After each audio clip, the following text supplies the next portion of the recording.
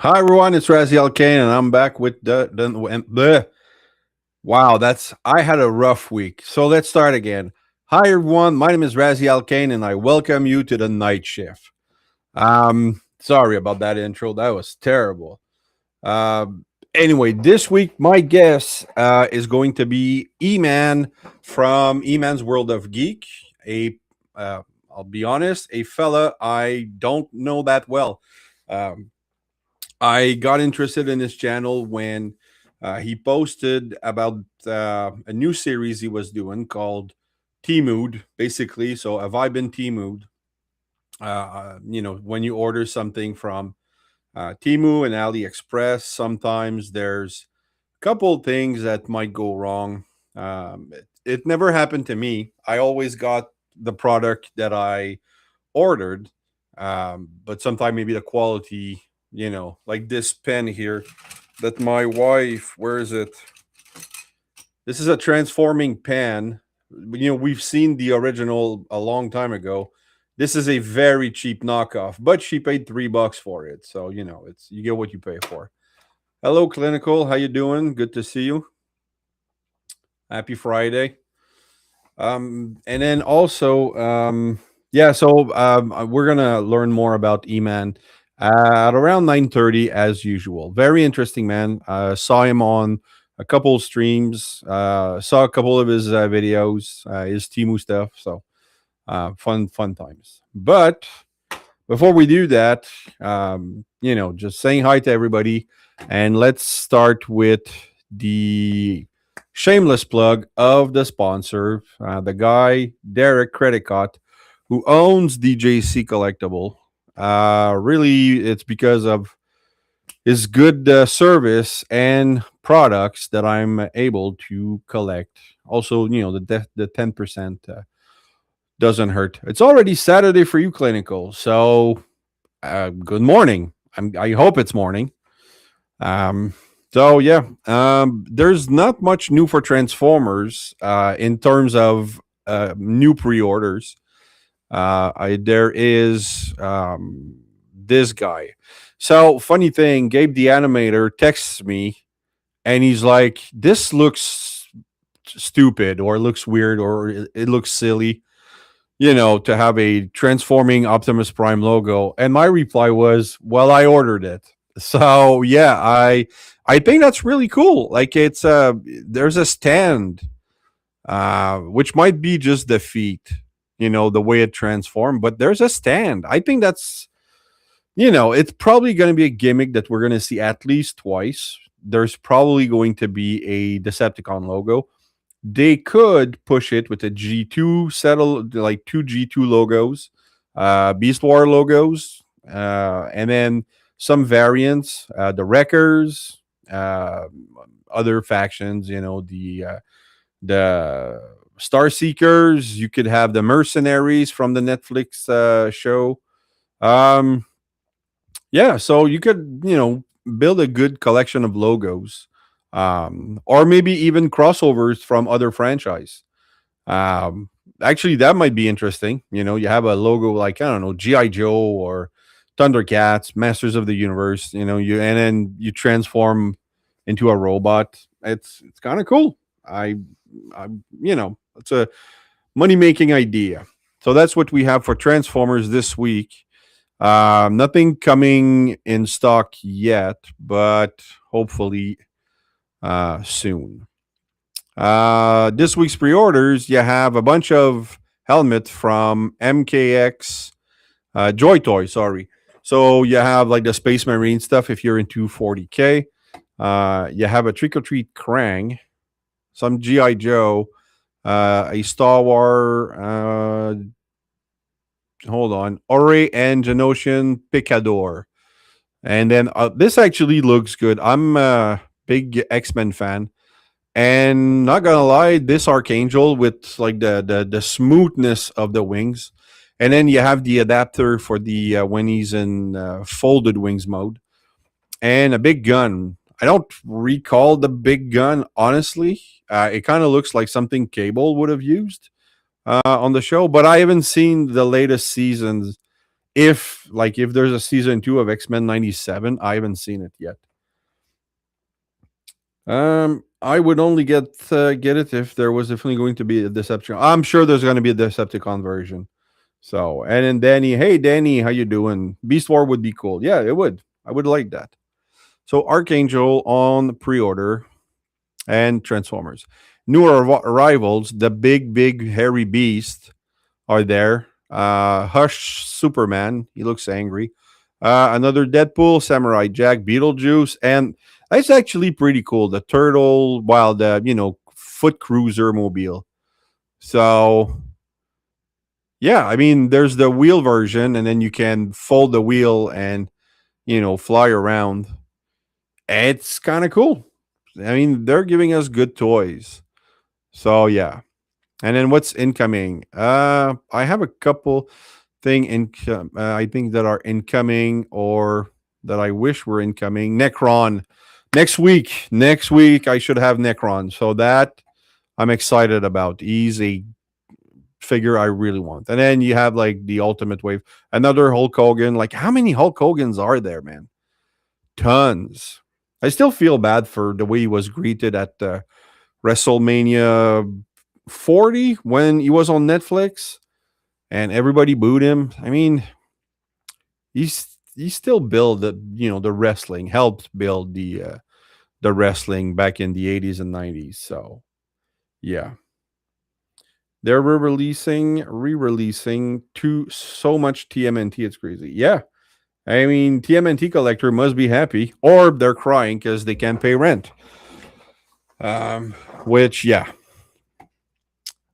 All right, so we have that. Sorry, I had a long week, so maybe I'm not as energetic as I would like to be. But there you go. This is all the stuff you can get at DJC Collectibles, and of course, with my 10% discount code on Transformers, you can have yourself some fun. Let's just show the 3-0. Is there anything else? Oh, so Shockwave sold out. That's cool. I mean, all the planes. I really like the new feet. If you look at the feet on Dirge, it's kind of weird, but they fixed that with Trust and Ramjet. Nicer feet. I think that's a good improvement. The things that are they going to re-release all the previous Seeker with the new feet? Probably. That's how you make money. And 3-0 is known now to reuse a lot of their molds. We're going to get a shattered glass side swipe before we get a Sunstreaker, which is a travesty, according to me. All right, let's go into the news mode. Right here. And there you go. Oh, this way. Tformers.com. This is where I get most of my views from when I actually post a review. I haven't posted a review in a while because I'm not getting anything. I'm buying less figures. So yeah. Oh, something I want to show you guys. I've been plugging this guy. We'll do that. I have time. But yeah. So the Beast War multi-pack. Now, so you can get like the whole season 1 team into, one pack, which I think it's a good thing if you haven't gotten the Kingdom. On the plus side, you get more cartoon accurate colors. I guess this goes with the oh man, I'm blanking out on the name, but there was the dramatic capture series. Sorry. So maybe that's part of that, but no, it's just for the 30th anniversary of Beast Wars. And of course, that's from JT Prime. Let's look at more details of individual. So Terrazor looks really good, but I don't know if the colors are actually more. I haven't watched the cartoon in a while. Oh, sorry. Been holding that yawn for a while. So he looks good. I have the original that came out. This, a new mold of Scorponok is needed because he looks like a dwarf. I'm actually talking like mythical dwarf with the land. I'm not talking about the little people. He looks terrible, and even with the new paint job, he's too large for the height. Anyway, Inferno looks good. They repainted the gun. I think he's different. So that's really neat.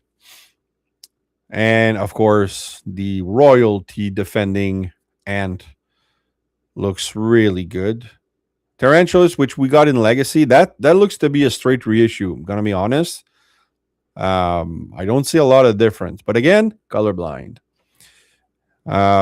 She's different because I have the original and she had black legs, but they did like those verses where Black Arachnia was facing off with Tigatron, and she had golden legs, and also there was like a toy accurate on a 4-pack, and she had those golden legs. I have the black legs. I really don't mind them. It looks really good. So, but this looks really, really good too. I hope they fixed the pin under her chest that was always broken. And Waspinator, he does have different color than the original.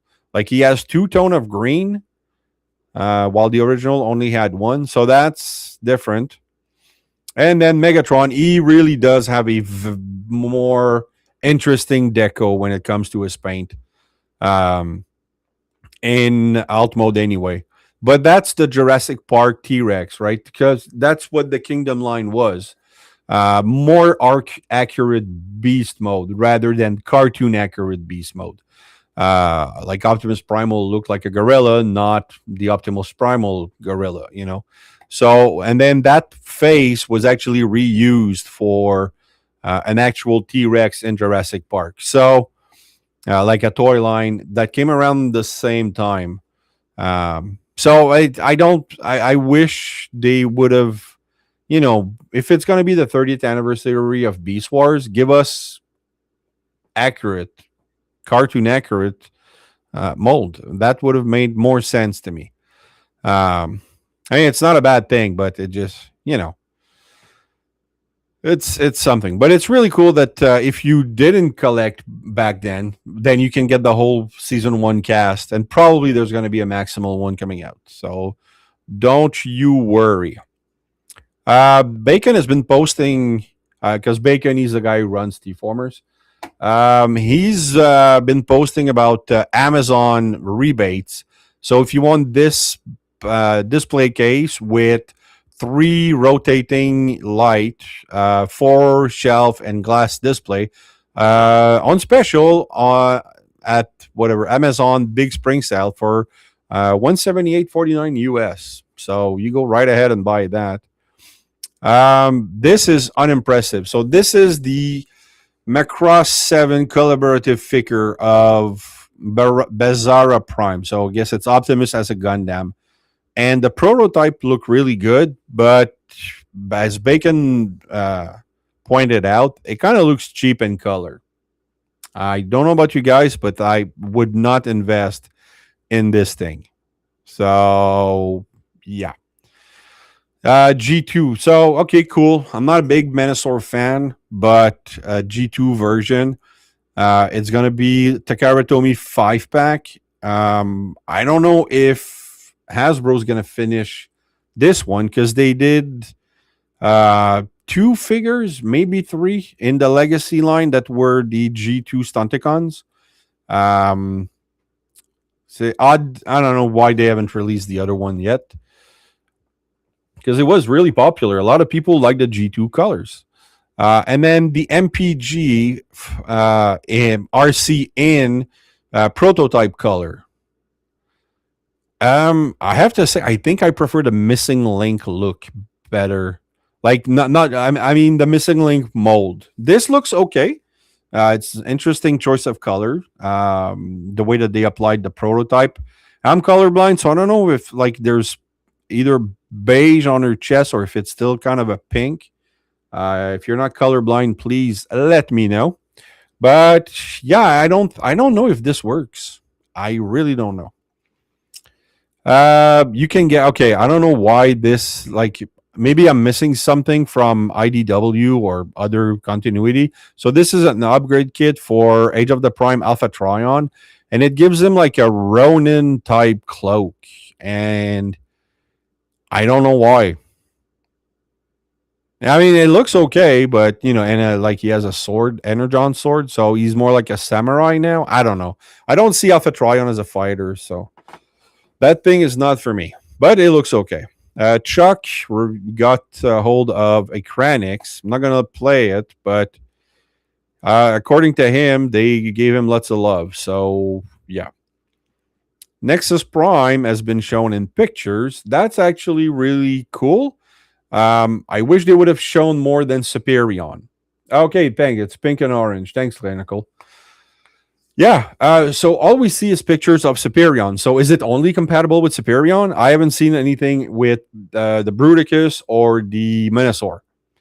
I, I that would have been a plus, to see the different connection with the other guys. So yeah, but I mean, it's interesting. It gives you options. You have a different head sculpt.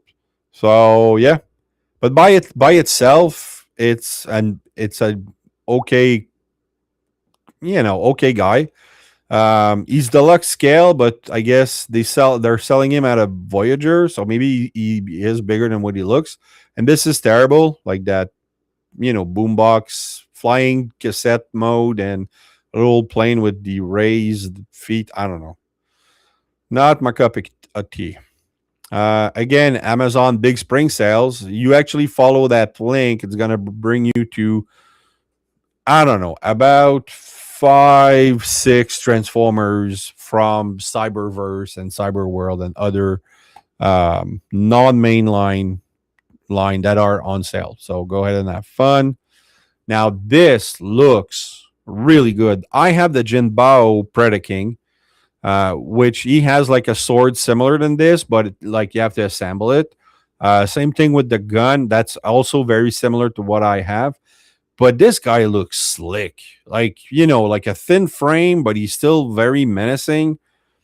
Not gonna lie, this is an interesting kit. Like the plastic looks shiny, it looks full of paint application. That's from Takara Tomy, but I guess it's a partnership with T-Spark Adamus Machina Combiner. So the T-Spark Predaking, it looks really good. Not something I'm gonna get, but I wouldn't mind having it. It looks fun. Hey Quentin, how you doing? Thanks for stopping by. Oh, you seen Minosaur, Danny, for the yeah. Okay, cool. I'm gonna look for pictures of that. Kranix is due. Kranix, I think it's only in June. I'm pretty sure it's June. So yeah. So yeah, that looks really good. I'm not gonna replace my Jinbao, but it looks really good. I hope it's not just the pictures, And then you have the pre-order for the Optimus Prime. Blocky's wheel. We only have one picture. We've seen more, like the global debut at the partner conference. So I don't know, something cool. So that's gonna be when? Do we have a date? Nope. Oh yeah, March. The conference on March 25th. Oh, okay, so it's happening. It already happened. Okay, so I'm surprised we haven't seen more pictures. These two I'm gonna show later. This is the MDLX Lost Light Rodimus, but the shattered glass. Well, I know it's a Lost Light version because we had the original version. That looks really good. It's a very stylized hot rod. I haven't read IDW, so I'm not familiar with that version. I did remember a black version in Cyberverse, and also the Rodimus Unicronus in Power of the Primes. And this is with the original. I mean, it looks really good, very stylized.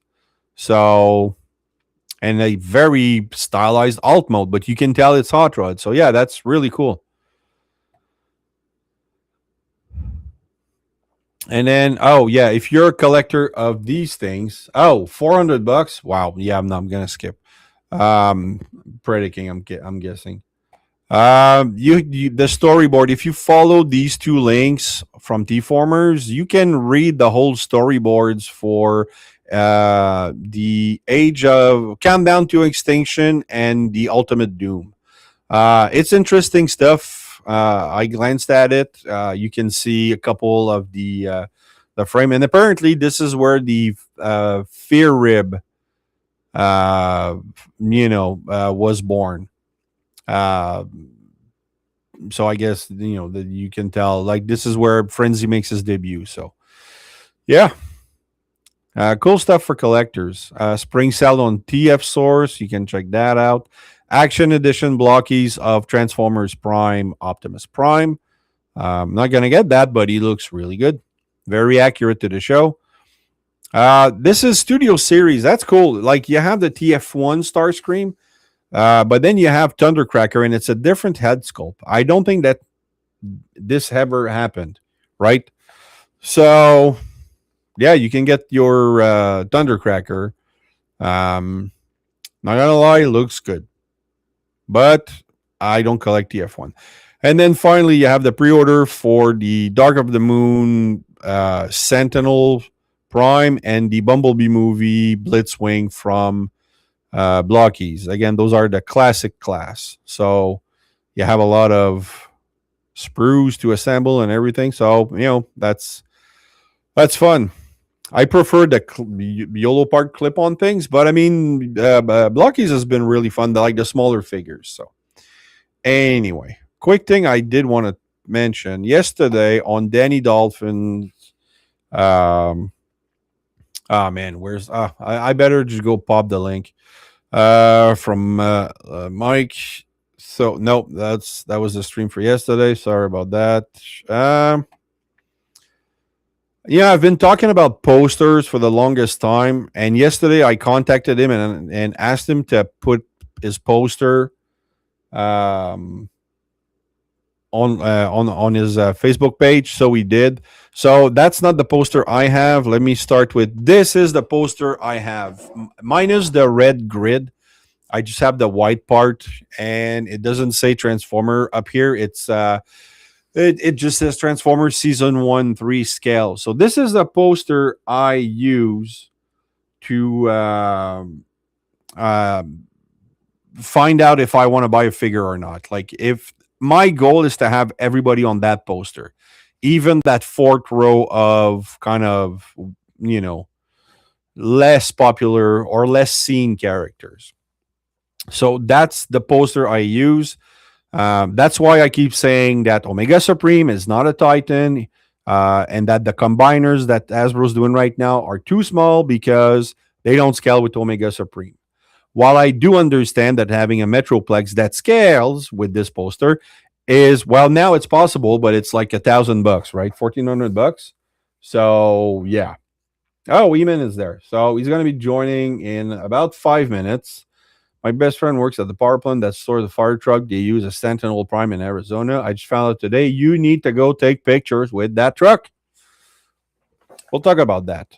So that's the poster I use. I've been so you can contact Freelance Graphics on Facebook if you want to get your version of it. But you also have the Aligned Universe, even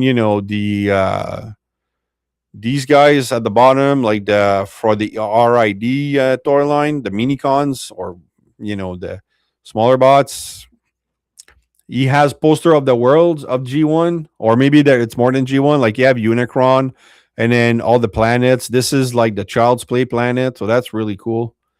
Headmasters, and this is mostly all of the Japanese continuity, so Zone and look the difference between Fort Max and Metroplex and Scorponok and Triptychon. Like it's massive.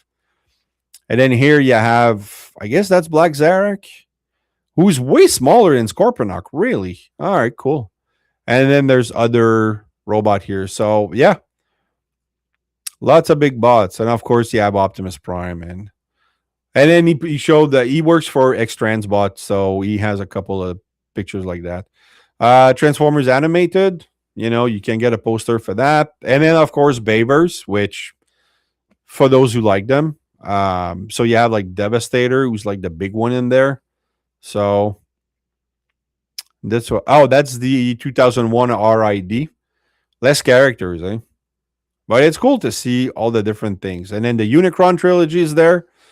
So yeah, even the Beast Wars, you know.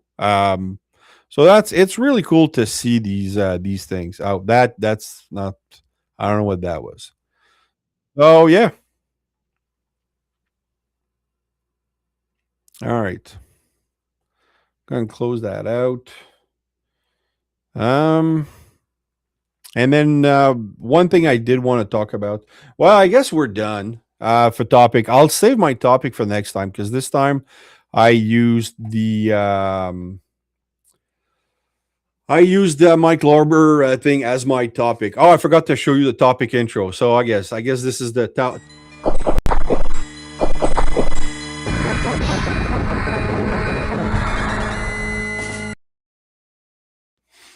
I have to show it at least once in a while.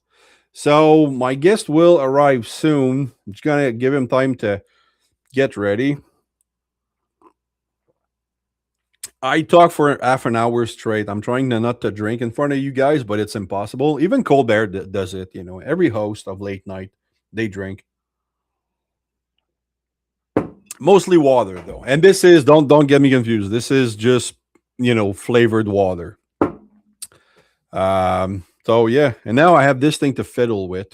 Maybe I can transform him for you guys. It's really cheap. You split the arms and then you lift the head, which you honestly can tell it's Optimus Prime, right? Like it's just the right color. And then you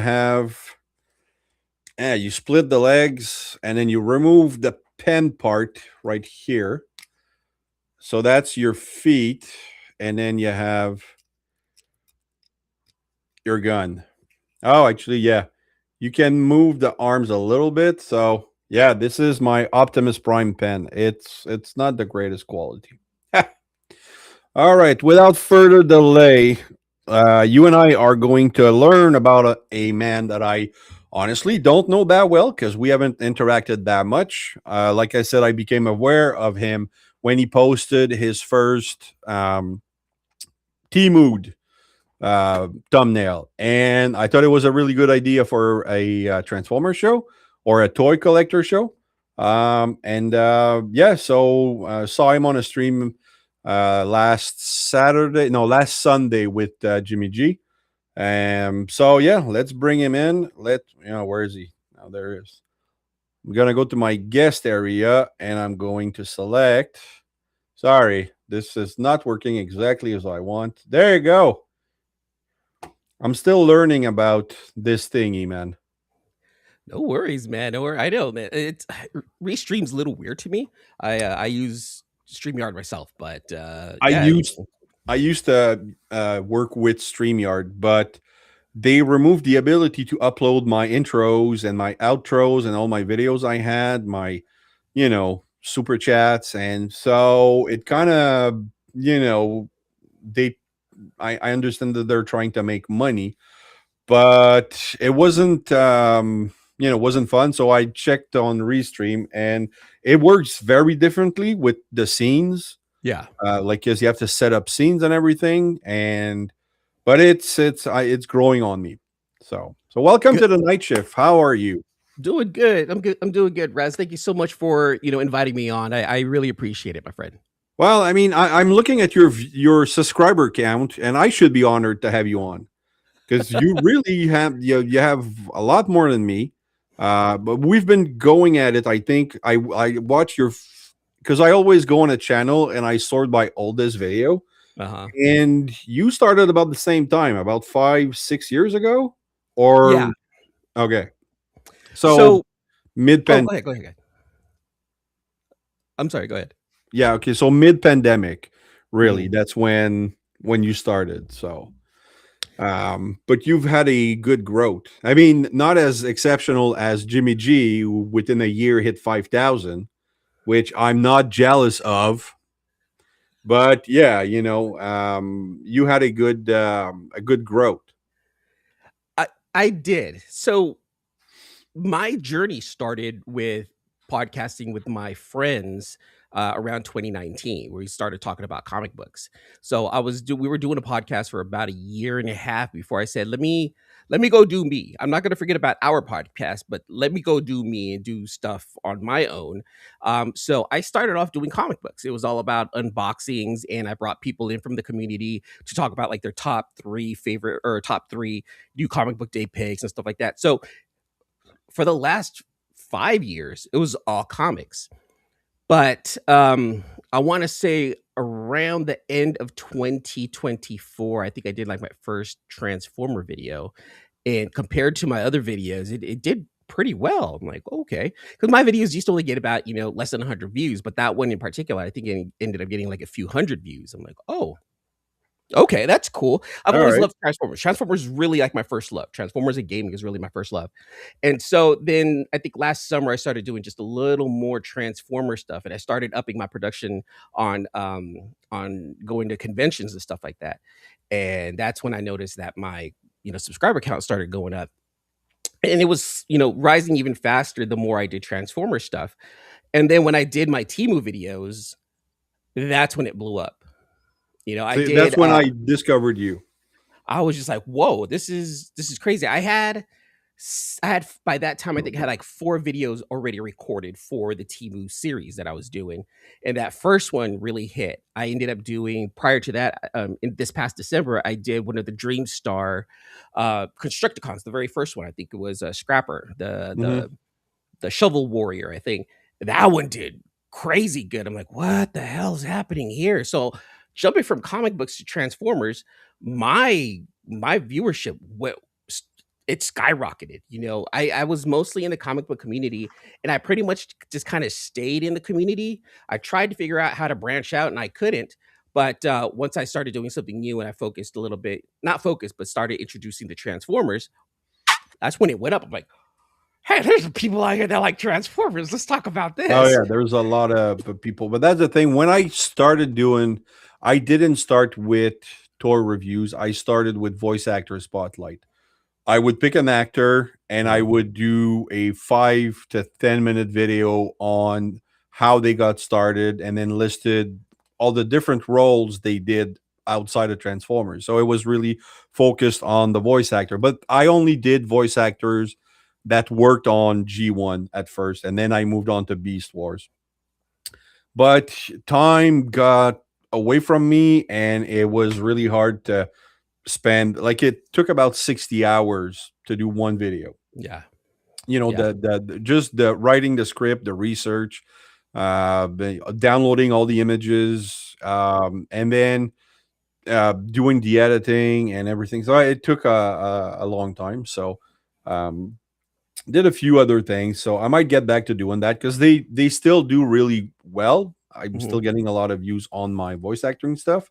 But I have to branch out now. If I want to do more voice acting stuff, I have to go with other shows, because I don't I kind of want to outgrow the Transformer thing. So, but Do what you love, and that's the thing. yeah, I've learned this journey right here. It's all about doing what you really enjoy. If yeah, that's what you want to do and you want to focus on, do it. Focus on it, and then try to find that system that allows you to cut that from 60 hours per video down to 30. As I'm doing my journey, as I'm doing my videos, I'm learning my pace. I'm like, how am I right, going to do this? At the very beginning of the year, I was like, all right, and I told myself, okay, this year, 2026, I'm going to release one video a week, one long form video a week. Somehow, some way, I'm going to do it.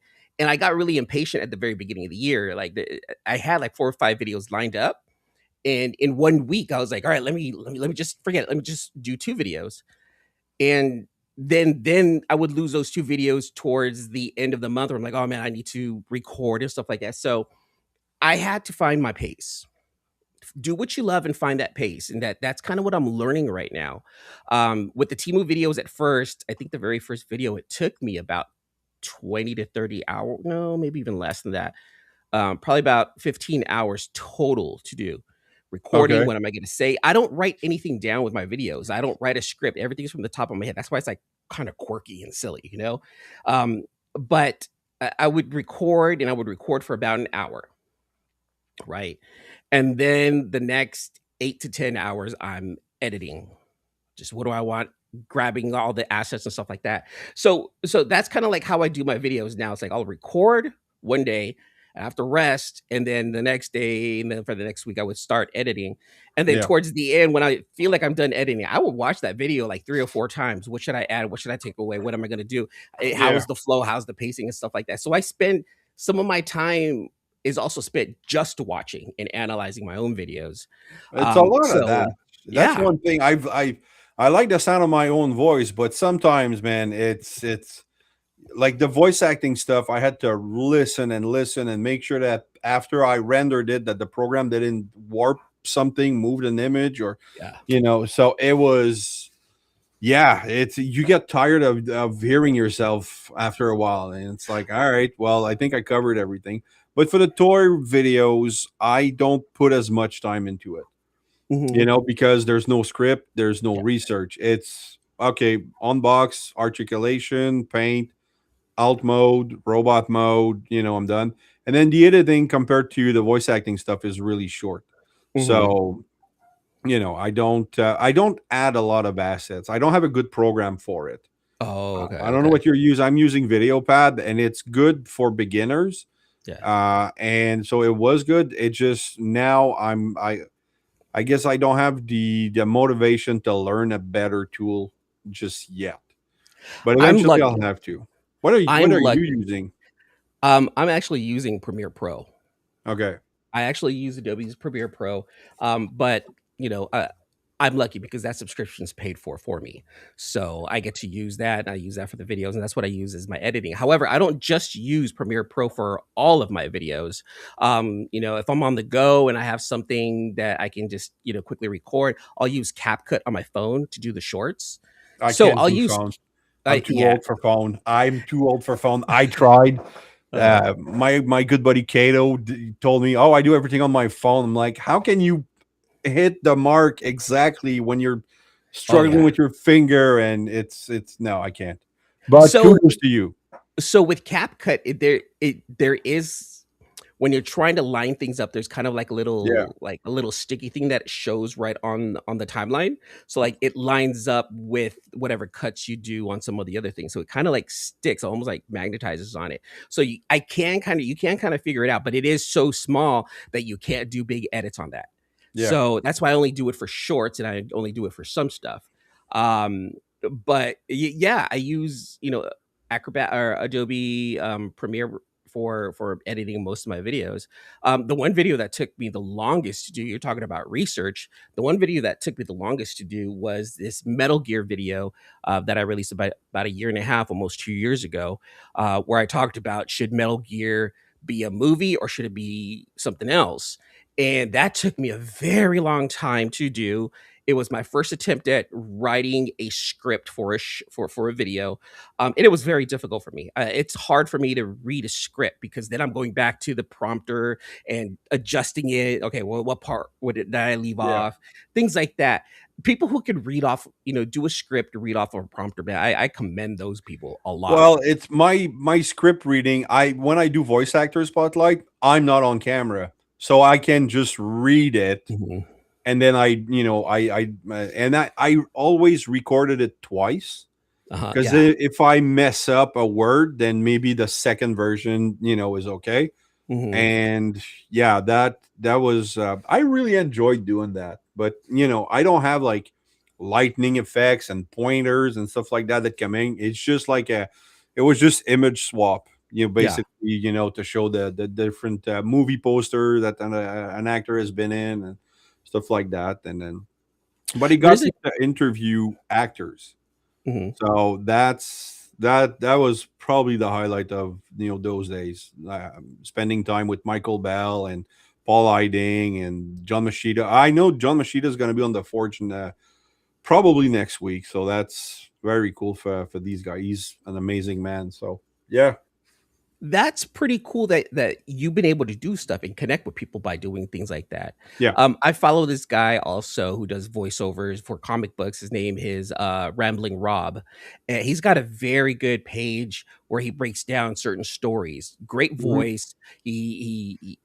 But just like you, he records everything off camera. There's a script that he has. He writes Yeah. it down. He records it off camera, and he told me about it. And he was kind of like, he only has a few thousand followers, but his videos are great, greatly produced, and they're very simple. It's take an image, just paste it. Take an image, just paste it. One thing that he learned to do is like how to take one image and just kind of like shrink it and then make it look like he's zooming in and out of it Oh yeah, to, the Ken you Burns know, effect. yeah, That's things like actually that. it's funny. They call it the Ken Burns effect, and I just found out who Ken Burn was on an episode of Conan O'Brien Needs a Friend, which I'm a big fan of Conan.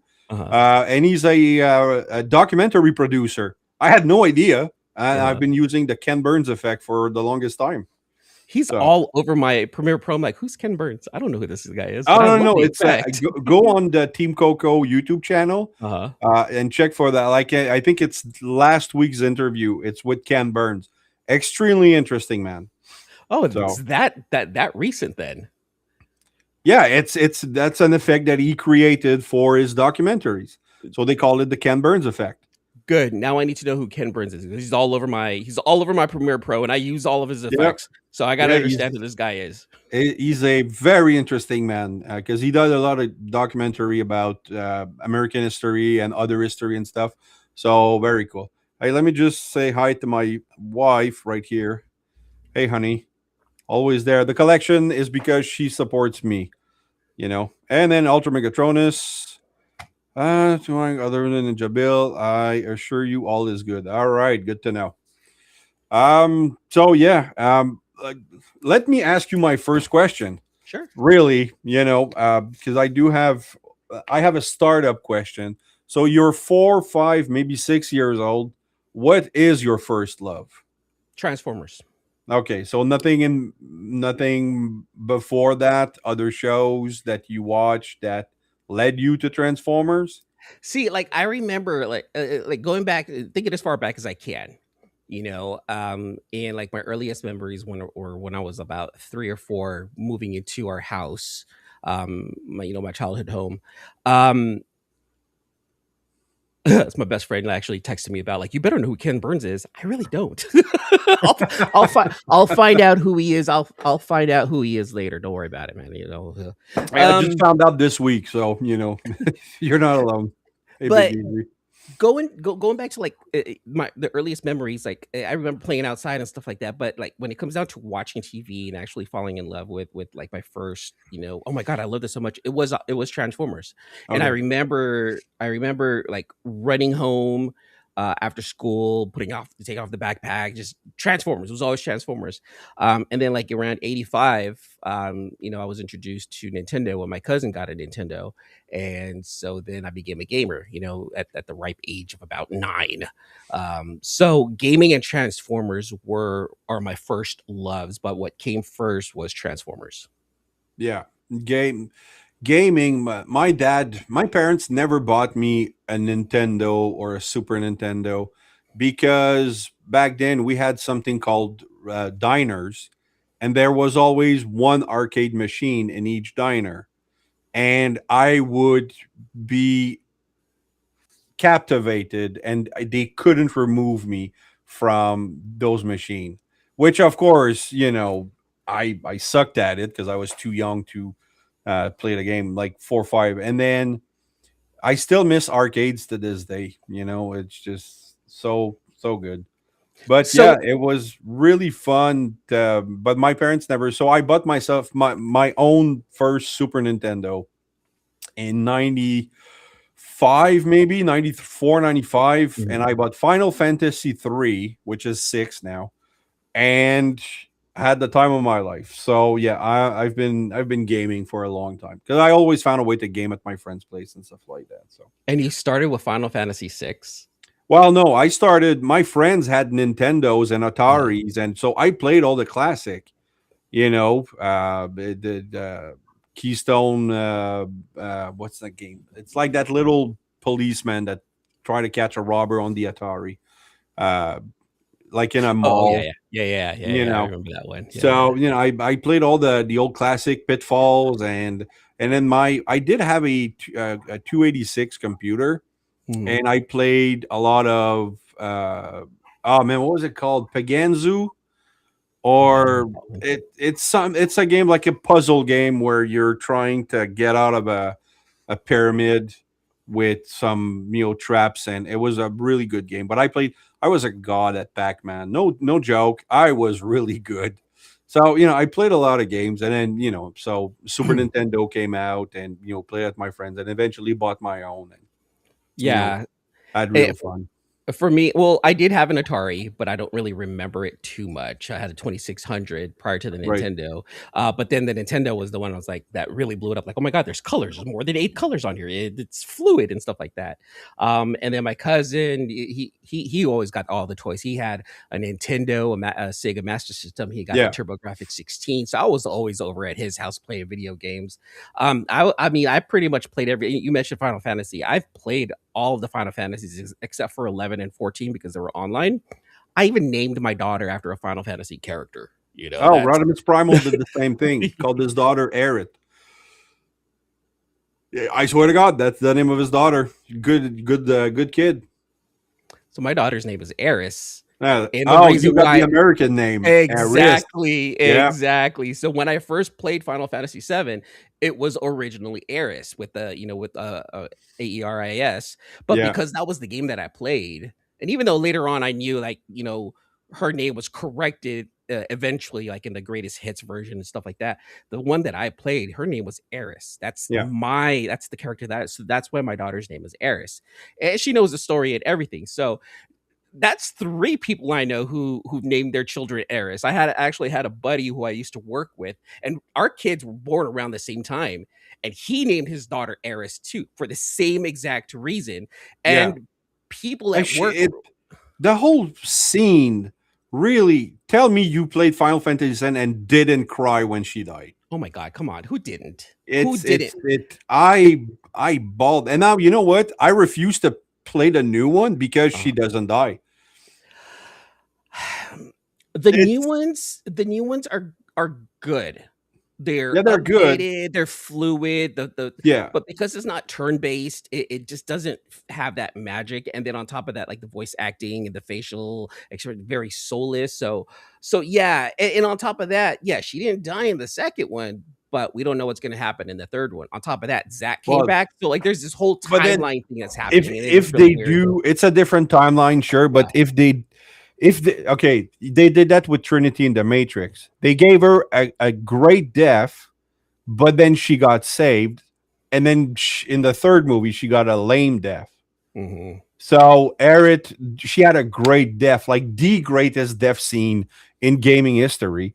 And now they're gonna maybe kill her a different way in Part 3. the part three. I Yeah. don't know. My friend is playing those games and he really enjoys them, but I need the third base. And anyway, Uh, yes, Ninja Bill. Yes, it's Ken Burns. We yes. didn't know Yes. Hey. you're more versed, and it's yeah, one of the greatest journalists ever, Ken Burns. Yeah, that's him. My best friend's So like, "You yeah, know who Ken Burns so is?" I will so did eventually. you keep up with the Transformers as they came, like Beast Wars? Were you a not truck not monkey crew, or were you accepting of they're connecting G1s? I'm plugging you because I know you haven't watched it. Sorry. Put me on the spot here, man, Yeah, a Raz. little bit. But since Okay. last week, did you give it a shot? Okay. So I did go through the series, because when I was on the Forge last week and I was quizzed about it, I told them from the very beginning, I'm terrible at taking quizzes, but it was all about having fun on the stream, and I knew my place in it. I knew the people are going to take jabs at me for not knowing all of the answers, but I did watch it. And after the Forge, I did tell them that prior to the Forge, like I wasn't a Beast Wars fan. I didn't like it. I recognized one of the best storytellings in Transformers, but I just never really got it until I watched it, watched as much as I could and realized, wow, this really was the best written show. Actually, probably the Yeah. second best. Um, and I can say that I am a Beast Wars fan now to a point where I do want to go back and watch it. However, at the time, it was the CGI that really was like, nope, nope, peace. I'm out. I'm out of here. This looks like trash. So I never gave Beast Wars a chance when it came out, missing out on the weekly episodes and then on the Yeah. death of Optimus Primal. Oh my god! And then waiting till the next season, like that whole anxiety of waiting, like that art is gone now, because like we have Netflix that just has things back to back, and I get to watch that back to back here on YouTube. But I also see why the fandom is crazy about Beast Wars. Would I go out of my way and collect Beast Wars characters? Maybe not, but I did like some of the Transmetal bots later on, and I thought Yeah. those were pretty cool.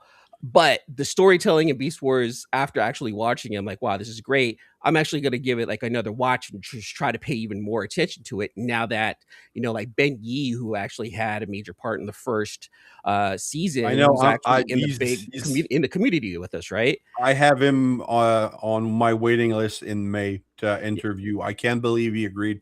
Because to me, Ben Yee is on a pedestal because his name was in the credits, right? Like he was credited as a consultant, and he was so instrumental, basically, of just giving good advice to the producer. And the producer really did their research and came to the communities. And I have to say, I wasn't active in the communities back then. Like Uh-huh. I hated forums where you wrote, Yeah. stuff and then replied, and it wasn't my cup of tea.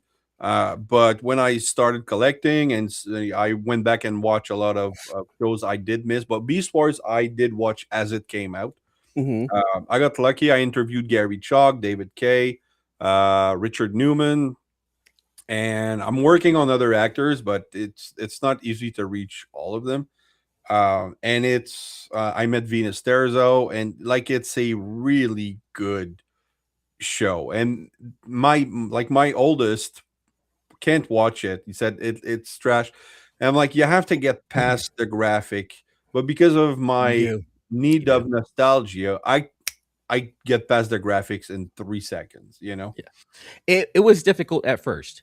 But as I watched the seasons, every season it just got a little bit better, and it was noticeably better between the third and the first season. Oh yeah. So yes, you're right. You have to get past the animation, and I wouldn't want this to be redone. Should Beast Wars be? No, no. You need to watch it the way it is. Yeah. Um, Well, it could, to be honest, like I would not mind. Okay, there's it's something. I'm from uh Quebec, right? So there's a old movie. I think in English they translated as "The Dog Who Stopped the War." It's mhm. basically during Christmas break in a primary school. They have they're bored in their village, so they decide to have like a snowball war. And so one team has a fort, the other one, and it goes for like 2 weeks.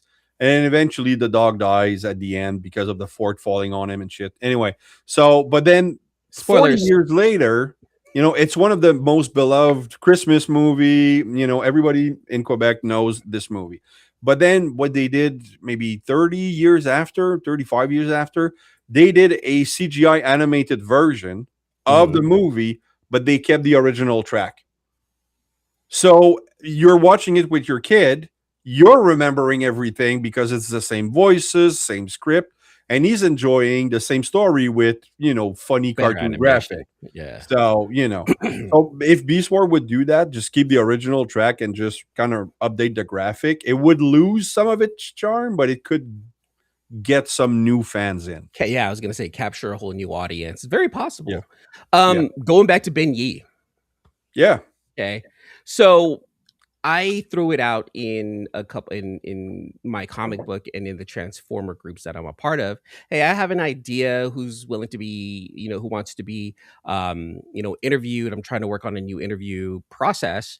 And I used to interview people in the comic book community like a few years ago. I've had like artists on my team show, and I've interviewed some artists and some writers And we did that regularly. So it ended up being a chat, just like what this is. But I wanted something a little bit more like, a little bit more formal myself. So I tried my best and reached out to some people. I've already released like my first interview with Jimmy G. That was the one Right. I released last week or the week before. And so the format's going to be like that. When I asked people in the community, Ben Yee was one of them. I was like, hey, I'll be willing to be interviewed. Great, man. Come on over. I'll interview. Let's set up some time. I thought Ben Yee was just a regular member of the comic book community or a Yeah. member of the Transformer community. While I was talking to Ben Yee, it wasn't that he created a website based off of Beast Wars just as a fan. I didn't know he actually worked on Beast Wars. And like halfway through the interview, I'm like, holy shit, like you're Yeah. well known, dude. Oh yeah, You yeah. know? When the first time I saw his name on Facebook in one of the Transformers group, the Yeah. next comment that replied to what he wrote was, "Are you Benson Yee of Beast War fame?" And I'm like, "Oh, it's that Ben Yee." So So but that's never had the chance crazy. to interact with him. So I'm excited, to be able to So his meet. interview, I have his interview. It's in my computer right now. I have to go in and edit it and cut it, just like what I did for Jimmy G's. But it was really cool speaking with him, and we were just talking. It was just collecting. It was about collecting, and that was the idea behind this interview: is who are you as a collector? Until I found out that he was like a major part of the Beast Wars universe, and I'm Yeah, like, son of a bitch, this is a lot bigger than I thought. So I might end up making Ben Yee's like interview like the last in this little series that I'm putting together. yeah, I he's got a to good watch that over punch. again. But Yeah, it's cool because that interview, we had a conversation, as collector to collector. yeah, I actually, and I want to look at it as I had the privilege of not knowing who he was because I can talk to him like a normal person. I can talk to him without getting, and I'm not gonna lie, people will definitely fangirl over him, and I get why. I mean, there's yeah, nothing wrong with that. Please do, but me just having a convo with him, it felt cool, very natural. He's very easy to speak with and whatnot. Ask him a question, he answers very well. Like, but it was like I said, I didn't know that I was interviewing like a celebrity in our in our yeah. That's community. the thing. I'm going in with a more fanboyish Yeah, approach, yeah. but it's going to be the same thing as we're doing right now. Just a conversation. We're just talking, and see what comes out. So And he's a yeah, great guy. He really is yeah. a I great guy. watched The Forge So last Sunday, and I'm like, when I saw him, I texted Jimmy G. I'm like, you have to ask him if it's okay if I reach out. Like, I don't want to be that obnoxious person that just uh, blindly reaches out to people. yeah, So, but yeah, but that's what I did with the voice actors. yeah. I would at first I did the spotlight, and eventually I had no plan to interview people, but then Uh-huh. on my John Machida Jr. Uh, spotlight, he commented maybe 3 months after I posted it. He said, "It's cool to see that after 40 years, somebody actually got my story right." I'm like, oh God, this is the greatest compliment because he just justified all the research I did. Like everything I was building at that point was okay. I'm not doing it for nothing. Like I'm actually, putting it together properly. And so then my friend Memo was like, you have to ask him for an interview. So we went back and forth for like 3 months because he was busy and everything, but got him on the show. And then after that, I saw Michael Bell Mm, on Facebook. I'm like, yeah, I'll just ask him. Or actually, I went on his website, and then because I found out, I had no idea that he played the character that my moniker is on. Razyel is from the Legacy of Kane franchise. He voiced Razyel and also a lot of Transformers back then. I had no idea. My name is Razyel Kane because I needed something on Xbox Live. And I mhm, loved the Legacy of Kane franchise. So I said Raziel and Kane. Let's put it together, change the E's to Y's, and that's it. So as I'm doing the spotlight, I realized, oh, Michael Bell. Oh God. So then I saw his website, sent him an email. He replied, scheduled an interview. Such a fun time. And then after that, I met him in Baltimore 2 years ago. And if maybe I'll show you a picture if I remember, but I fangirled. I was like giddy giddy. So it was fun. So yeah. And Yeah, Ninja Bill, I do see the Facebook chat. Sorry if I missed a couple of your stuff, but yeah, I and see the that's awesome though. Like being able to meet someone like that, being able to meet, your namesake, being able to like connect with them and let them know why yeah, your name is the way it is and whatnot. Like it's really cool when you meet these, in our eyes, bigger, larger than life celebrities at cons. And as big as they are in our head, and as big as and popular, and how well known they are in our community, sometimes it's cool to just have like a conversation about like, hey, all right, hey, yeah, what are you as a human being? What do you eat when you're up drawing, Batman at 3:30 in the morning and you can't get takeout? Those were some of the yeah, questions that I used to ask, which made like those interviews fun. But just being able to and I do my best sometimes, like, oh my god, I'm fangirling over this person because they have this comic that I have on my wall and yada yada yada. yeah, So whenever you put on your pants, you put right leg first, left leg first, having those silly questions in the middle of it. Hey, how did you draw Batman? What was it like voicing Optimus Prime? It makes those interviews fun, and it just kind of brings the level of like geekness down, at least in my head too, because yeah, it calms me down. Now I see them as human. That's yeah, just like something that I've learned to do. So like when I was talking to Ben Yi and I found out who he was, and then I realized, son of a bitch, he's a lot bigger than just a fan.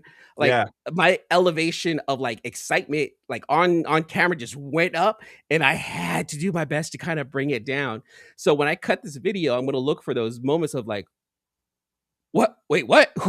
You're yeah, who? You know, and that's the best part of being able to speak to someone like on camera or doing an interview is yeah. that is okay. How can I take control and kind of just like be fangirling and then bring it back down and be silly with them, make them feel comfortable with me. Because Yeah, guess I what? had a I'm probably gonna want you back on my show eventually. And I can't look like I don't know what I'm doing. And I've done that many times in the past with like some comic book artists. I'm like, yeah, they're never ever coming back to our show. oh And yeah, it's well, things that if I've you had to learn. that's the Yeah. thing, they're humble and they don't like when and you know what? One thing that doing the voice actor stuff and doing the interview with them, one thing is I can't go to panels anymore because and I don't I'm trying to be respectful, but people ask the dumbest question to on panels. Like and it's most of the time they're gonna ask about the character, like why did the character do that? And Yeah. of course that's a writing question, right? Yeah. And then some actors will try to answer as best they could. Other actors will just tell them you should ask a writer about that. It's not something. So then I went to a writers panel and I was watching Flynn Dilley, who wrote the Transformers movie, right? Yeah. So, or part of it. And I'm like, oh, he's finally gonna have all those questions. And to my surprise, the questions were even dumber at a writers panel because most of the people that go up, they're not asking a question, they're trying to work their fan fiction Yeah. into the actual canon, and that's what they're trying to weasel in. And I'm like, I'm done. I can't, like when I go to TF Con, I go to the actors table, I speak with them, I get a picture, photo, that I have a great time, but I don't attend the panels because when I did, I actually went afterwards, like Greg Berger was Oh. being asked all those dumb questions about Grimlock all the time. So I just went up to the mic and I said, hey, how about you tell us that time you were in the movie Attack of the Killer Tomatoes? Nothing to do with Transformer, but he Yep. lit up. Like he was like, Yep. oh, okay. And that's how I scored my interview with him, you Yeah. know? Because you did So your research also, right? You went into it thinking outside of the box. yeah, This is a exactly. Transformer show. I'm bringing a Transformer voice actor onto my show. What was it like being on Attack of the Killer Tomatoes? Like, oh, something else other than Transformers, Exactly. which tells them, hey, you know me beyond this little bubble. Yeah. Which which also brings it back to the whole, hey, let's not talk about Transformers for like 4 seconds. Where do you go on vacation? What's your favorite thing to eat when you're in Mexico? Things like that. And that's what I like to do. And things that I enjoy doing, I want to know what they enjoy doing. I like to travel. I really like to travel, like going to other places and trying other foods. Where's your favorite place to travel? What's the one con that you remember that has the best food? I'll ask Yeah. questions like that because, again, it brings them down to a human level. Otherwise, it's a fan walking up. So on page 14 on Batman number 626, Yeah. Batman said this to Robin. Did he mean that he wanted to marry him, or did he mean that because he wanted to adopt him? Yeah. And it's like, It's the okay, kid, calm Yeah, down. exactly. It's sometimes it's really it's cringe. It And is. or they ask monkey tricks. Can you say this line? Can you say Oh that line? yeah, David K refuses monkey tricks. yeah, and they Flat should, out won't you do know, it. because Yeah, I they're mean, getting if you want to hear paid to me do that. something, Yeah, contact my agent and then pay yeah, me, and then we'll do it. yeah, So, exactly. Paul Lighting, I But did the same thing. I but went to his panel, and he was being asked all those perceptor questions, and then I went in and asked him about his involvement in Metal Gear. yeah, He's the colonel. hmm, So, he was really happy. And then I asked him about his involvement with Blizzard because he narrated Diablo 1 from A to Z. Every narration book you click, it's him. hmm, I spent 40 hours a week listening to Paul Lighting without knowing it was him, because I played so much Diablo, and then he was involved in Diablo 2 and Fallout. And so I asked about that. And then when I had him on an interview on my channel, we 45 minutes we spoke about World War II because he was in the Glee Club, and he started with 8 people singing, doing little shows for the troops, to being 40 people and playing for general and ministers and all across Europe. And and then my main question was, what's your mindset when you're playing for people that either are going to get shot tomorrow or were just shot at in the morning? Like, to me, that was like, you have to be very strong mentally to be able to perform for these people that might die or just had a brush with death not long ago. So we spent 45 minutes on that, not talking about Transformers. And hmm, he's my favorite human being. yeah. Paul Lighting is my favorite human being. I've been saying it for 3 years now. So, It's see, it's learning oh, how to Mark, hey, how connect. you doing, buddy? It's been a while. It's Sorry, it's learning been how a to while. It's connect with Mark. that. It's learning how to connect with the person that you're speaking with. That's like the most important thing about it, right? It's Yeah, it's not. I know your work. I know of other things that you've done, but I want to know you. but that's the thing. And I want to know that's why them. they probably still spoke with you, because you didn't just want to hear about their work. You wanted to know about them. You Yeah. know what some of their likes and dislikes are. Let's go ahead and focus on that. And that's probably how you were able to build that relationship with him. That's pretty awesome right there, Raz. Yeah, but I need to get more gutsy and ask. There's other actors I would like to, that they're on Facebook, they're a little bit active, and maybe Mm, I've been eyeing Clancy Brown for a while. Mr. Crab, Oh, and the I just rewatched the original Highlander, and he's the Kurgan. So, I've been building up courage to eventually ask him for an interview. So anyway, it's just just remember this. Remember this. Closed mouth don't get fed. Oh no, exactly. That's what Closed Michael mouth Bell don't get told me. fed. He said, just Yeah. go up. If you want to go to their table with a microphone and just start asking questions. I'm like, well, I'm not that gutsy, but I'll. And see, you know what? I would be. Like, if they allow me to, I would be. So I Oh, if they allow me enjoy to, yeah. No, no, I yeah, enjoy like going to conventions, and I have like several convention videos. And when you see my first one to my latest one, the miles apart as far as production goes, but like I really enjoy going to conventions. And one of the things that I do enjoy doing is going up and doing interviews with, in my case, doing interviews with comic book artists and writers. And I'll do just a quick little rapid fire 1, 2, 3, 4, 5 type question and just cut that into the video. video.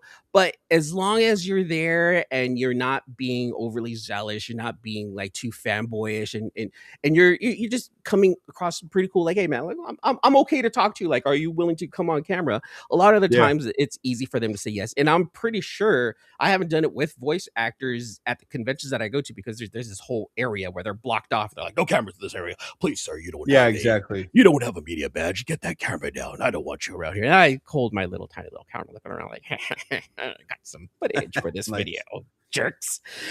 But if I can go up to a voice actor and ask them a few questions, I would love to do that. And I just don't have that many voice actors that I'm familiar with to come up here, except for oh my god, what's his name? The guy who voiced Solid Snake, David.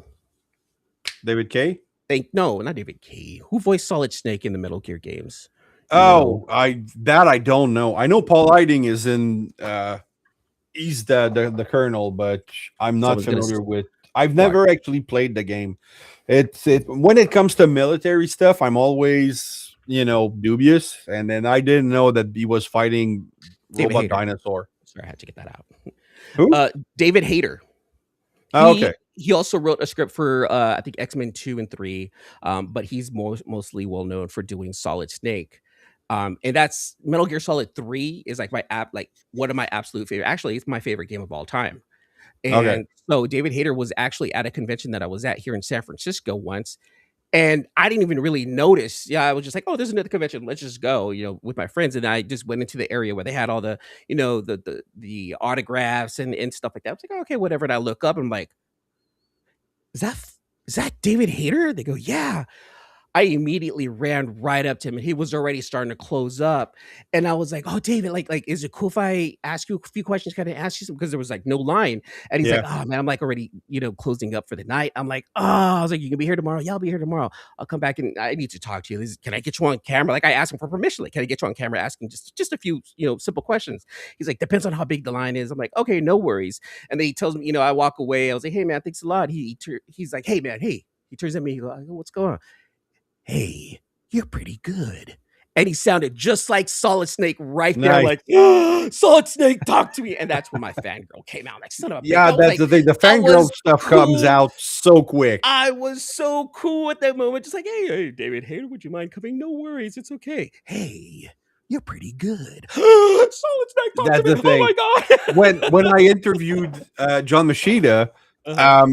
we talked like by email, and then like maybe a minute before the show, he popped in, and I'm like, okay, I'm gonna bring you in. I'm just going through the motion. I'm gonna bring you in a minute. I'm gonna do the introduction and everything. He's like, okay, cool, no problem. I, and I'm being very cool, and then I turn on the camera, do my intro, bring him in, and he starts with the fast speech like a bomb.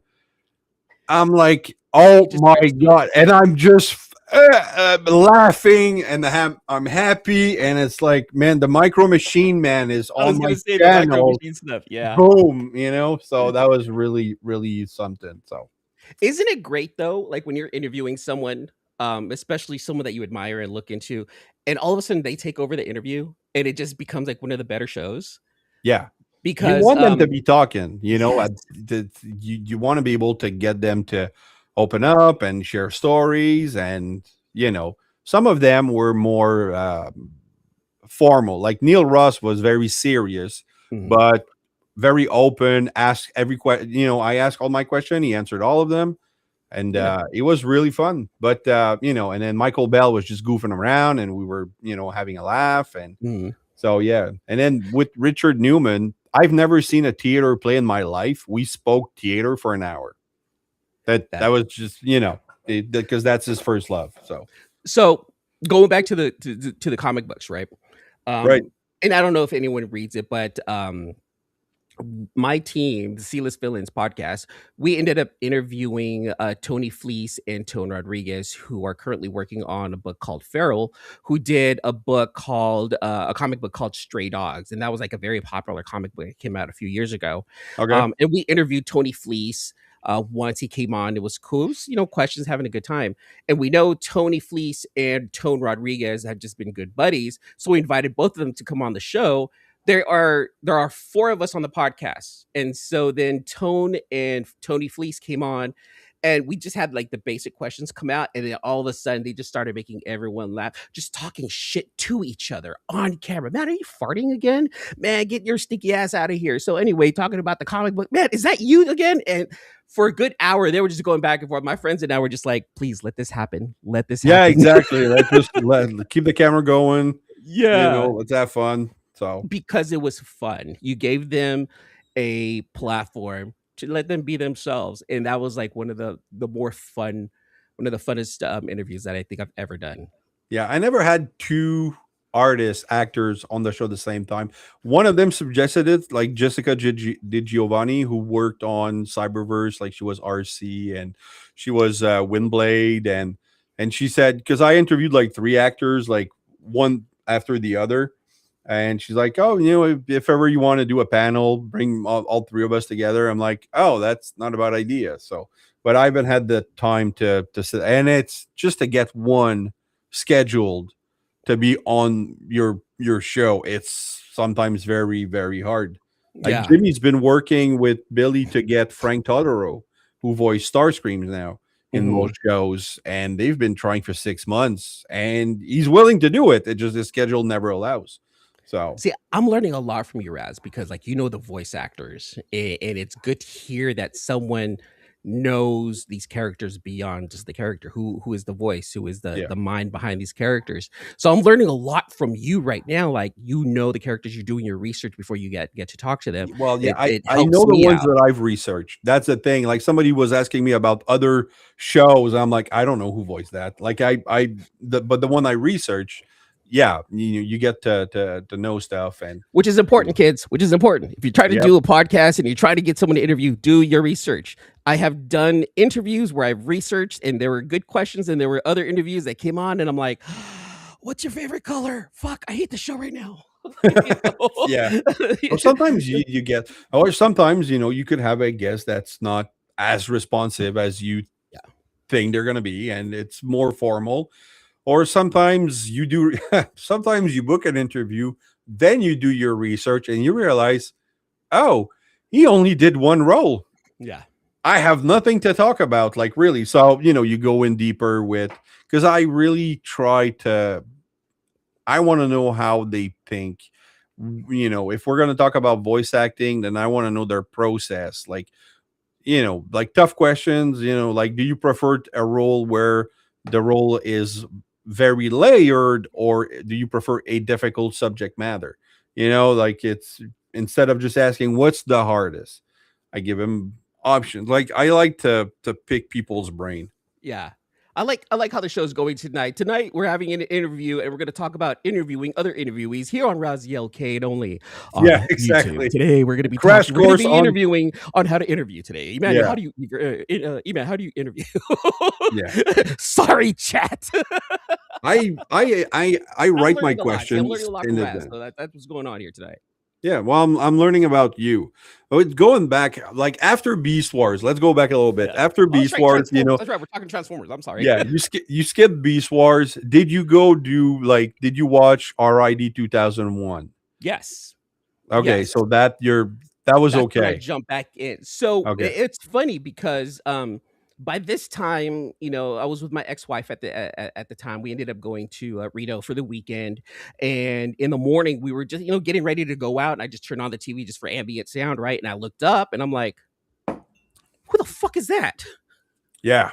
It looks like Optimus. It sounds like he's trying to talk like Optimus. Wait a minute. So like I stopped getting ready and I was on the bed just watching the show and I'm just trying to understand it. And I was just waiting for the commercial to happen because I was like, I need to see the cutscene. I need to see what show this is. And it said Transformers, robots in the skies. And I looked at her. I'm like, oh, there's a new Transformer. She's like, we gotta go. We got things to do. I'm like, no, this is a 30-minute show. Like you can wait for another 15 minutes. Yeah, exactly. And I watched it and I liked like and it was, you can tell they were trying to be Japanese anime, but it wasn't. And come to find out that it was a Korean animated studio, so it still had that Asian anime Yeah. style. And I was like, "What is this?" So I tried to find it. I tried to watch it regularly, and then it stuck with me. And then all of a sudden, just a few years later, then the Unicron trilogy started, and I tried to watch that as that came out too.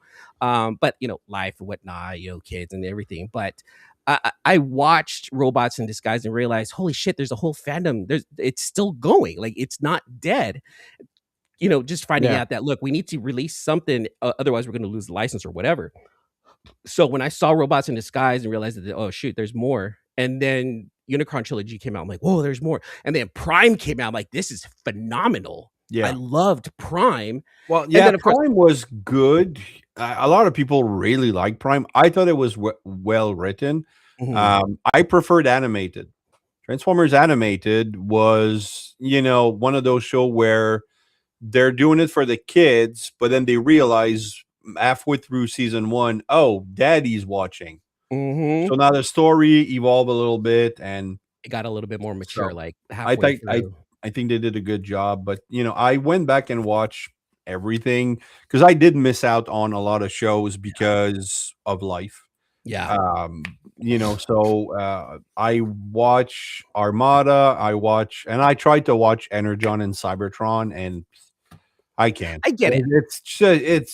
It's not good. I get it. To me, Yeah, if anybody liked it, but then the Machinima series, yeah, the Machinima one. you know, before Machinima went under and killed all my favorite web shows. Yeah, When I didn't. A lot of people criticized it. It wasn't great, but it was still okay. I like what they were doing. Like, FJ DeSantos said, who's the showrunner for the Netflix show. He said that he came in at the end with Power of the Primes, and basically Hasbro's view was that this was the end of G1. Like yeah. it's in the distant future of Cybertron, and if you look at Cybertron, there's mountains there. Mhm. It's not just Yeah. technology. So this could be a post Beast Wars show. But then when they did the third season, Power of the Primes, it kind of went like you bring in Optimus Primal, but if this is the end of G1 and Beast Wars, and why is Optimus Primal there and nobody's ever heard of him?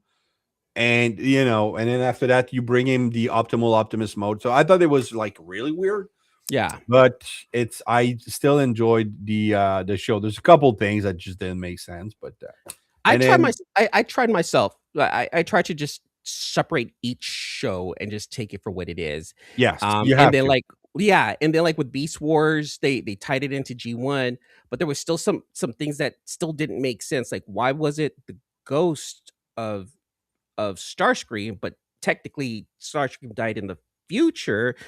So it was something like, okay, Yeah, they're giving nods to the prior generation, like hip hop. Hip hop does that, hip hop gives, they talk about the old rappers, but like with the Transformers, it's the same thing. They gave nods to the previous, especially to G1. So as time went on and I realized that these Transformer cartoons are still going on, I had to take each one of these as separate and don't tie it to anything. Because if I tie yeah, it to something, if I tie it to the past, I'm gonna lose my mind. I have to consciously say new universe. I read comic books. It's a new universe. Just take it for what it is. Otherwise, you're going to lose your mind. yeah, Going into Energon or Armada, Energon, and Cybertron, the same thing. I had to separate myself, and then even within their world, I had to kind of take it as each one is its own universe, but it still kind of ties back to the previous in a weird way. And I was like, you know yeah, what? Let me just, screw it. Don't think too much about it and just take it for what it is. It might not be the best writing, but it's still robots that transform and they kick ass. yeah. And that's ultimately what I should just get out of it. Just have fun with it. Otherwise, we're gonna be like Star Wars fans and be like, well, see, Oh, the Force doesn't work like this. And if they were Star Wars wearing is these, and dead. I am now of the Star Wars is dead. But yeah, in Transformer Animated, Spark, Carlin, Daniel, and even Sparkflood had cameos. So that was I'll I a have good. to give Transformers Animated another shot because again, just like It's Beast Wars, I was you like, have it's to. for kids.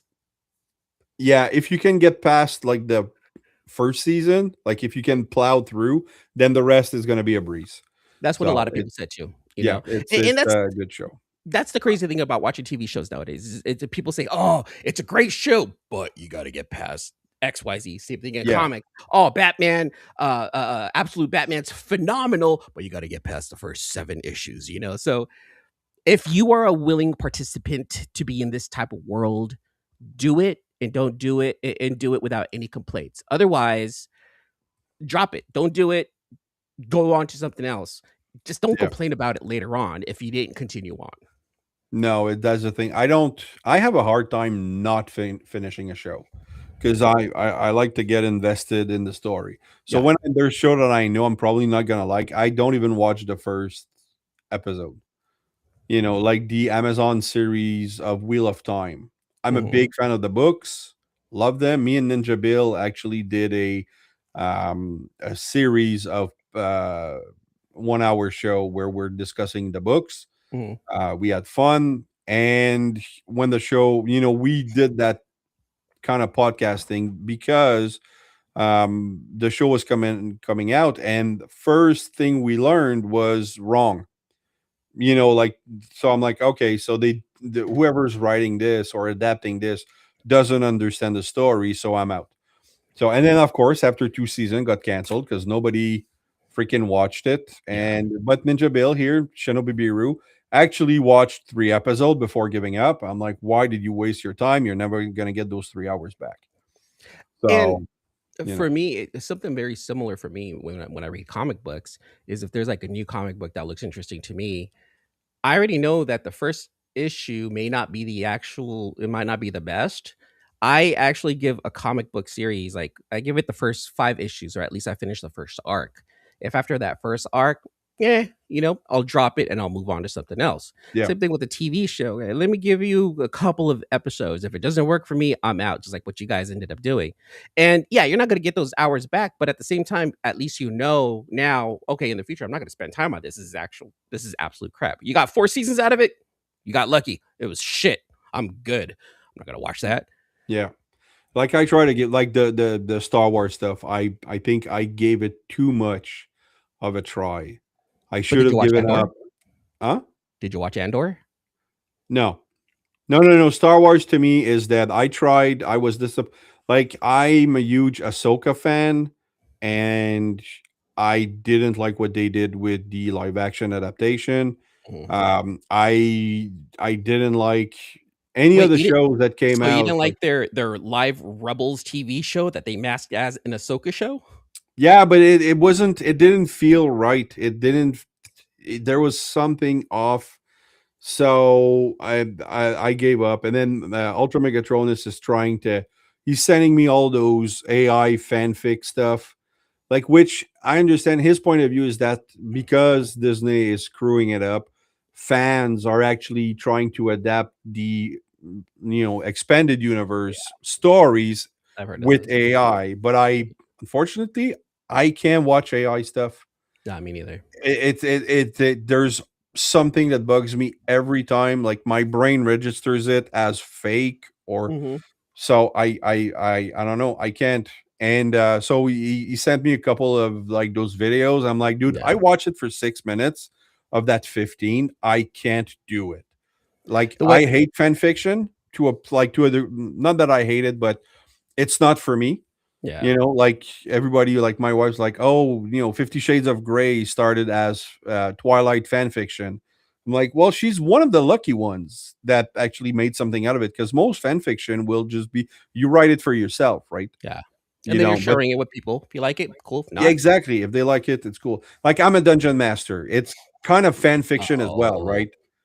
Like I do my own campaign, and I swear my next campaign is gonna kill me. I've complicated my life so much with it, but it's gonna be hopefully a good story for my players. But it's kind of fan fiction, right? Like you're writing in somebody else's world. yeah. So, but you don't, make a stupid TV show adaptation of it. You are a man of many fandoms, sir. Yes, you have complicated your life with doing voiceover research and then collecting Transformers, Yeah. and then now you're a dungeon master. And boy, pick one, please. How about you pick Make life one? easy, I get Raz. bored after 3 months. I'm bored of something. I'm actually surprised. I'm not bored of collecting because well, it's different. But I have various interests. Like I have a comic book collection over there, but it's all old Marvel. Yeah. So the Marvel Epic Collection stuff, the omnibuses. I have the whole Clone Saga. Most of my stuff is mostly X Men. I have like the original Secret Wars omnibus. I love the X Men, but I really realized that what I loved was Cable. So to have, because really the X Men, if you think about it, it's all about Cable from infanthood to adulthood.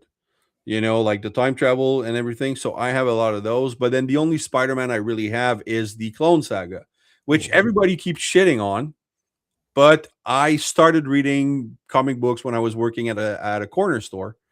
And I just in between jobs I would read, and it was in the '90s during the Clone Saga, and I freaking loved it. So you know, Great. You're the Canadian Kevin Smith. Son of a see, yeah, see, except I'm see? still fat, You you know? know. So yeah. Not fat husky. We're husky men. We're not fat. We're Oh husky. no, no, I'll call a cat a cat. I'm fat. So yeah, but no, I do various stuff like video games and Yeah. comics See, you have reading. to have a special kind of ADHD to be able to do that. That's the thing, you know? I That's probably have ADHD. I'm like fully undiagnosed. oh, I'm diagnosed 100%. I'm Oh taking no, medicine no. for it and everything.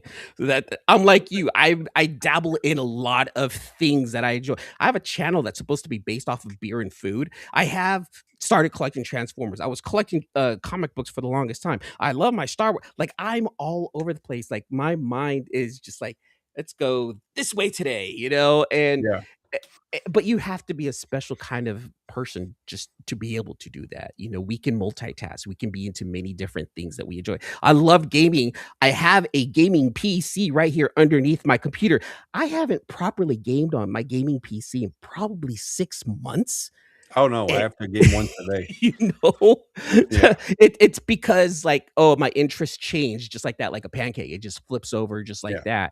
that. But I need to get back into the things that I really enjoy. And then, realizing with the channel, what's the most important thing about my hobbies is I need to find my pace. That is probably the most important thing that comes down to YouTube, gaming, collecting, playing with my toys. I need to find my pace. Otherwise, I'm going to burn out and go crazy. And I burnt out several times during this YouTube journey, to be honest with you. And I've almost quit several times because I'm not getting the views and stuff like that. But Oh I yeah. was I We was not keeping I wasn't keeping a proper pace. And that's probably one of the more important things that people don't talk about when it comes down to creating a channel. Find a pace that you can truly keep up with. And then later on, then you'll know when you can speed up or when you should slow down. Otherwise, you will burn out. Yeah, that's one thing. I my pace when I was doing the voice actor stuff, the spotlight was one video every 3 weeks to a month. Because it takes time, and it was, so. But I was, having success with that. It just the motivation kind of went away, so I had to stop that. And then I did tour reviews, and that went well for a while. But eventually, that's the thing. Now we're getting buried under the algorithms. It's all podcasts now that are really popular on YouTube, and anything else kind of is get forgotten. YouTube is not properly. I don't know. I think they should work on make it more fair for because there's a lot of people like Rodimus Primal used to get thousands of view every day, and then eventually it just went boom Mhm. for no real reason. And then he gets messages like, "Oh man, I thought you quit. I'm not getting notifications anymore." But the notifications were still activated on that person stuff. So that's why I switched. Like I did tour reviews. I still do. It just I haven't gotten anything in 3 months. But that's why I started doing the night shift, because I realized I just want to talk with people. Yeah. So, Yeah. but the thing is that the night shift doesn't bring in new subscriber, Yeah. not a lot of subscribers. And So that's one thing that we really need to understand too, it's with YouTube to see, look, ADHD, like we're talking about Star Wars, Transformers. Oh, look at this ice cream. So about YouTube, Raz. yeah, you know. But the thing with YouTube is that, yeah, right now what they want is people to stay on as long as possible. So they want you to do either some kind of episodic episode, they want you to post regularly, they want people to, hey, come and watch this guy right here. It seems like he's doing stuff, or they're doing stuff that you might be interested in. And while you're watching him, maybe you follow up with another video that is in this same realm. Wahaha. And yes, there should be only two types of people on YouTube. Everyone should be on YouTube if you want to. Everyone should, can, everyone, has the ability to be on YouTube. But there are two types of people on YouTube from what I've seen. One is the people who want to build and create and elevate. And there's the other people who, I just like right now, I just want to come out and hang out and talk, speak yeah, what's on my mind. Earlier, I did a show today where, it's a segmented show, something that I've had in my mind for a long time. I already know I'm not going to get that many views on it, but it's my way of just like, I have a lot of stuff in my head I need to throw up, and I know it's not going to get views, but I'm satisfied. And that's the most important thing about this journey right here. Do the things that make you happy. However, if you do want to grow, you need to know the rules. So what is it going to be? Are you going to follow the rules, or are you going to follow your own rules? And understand that one doesn't come with the other, and you have to be okay with it. Otherwise, you need to adjust. yeah, So there's a lot of my friends who are like, "Oh, I'm not getting the views." I'm like, "Well, what do you want to do? What are you doing? What do you need to do to change?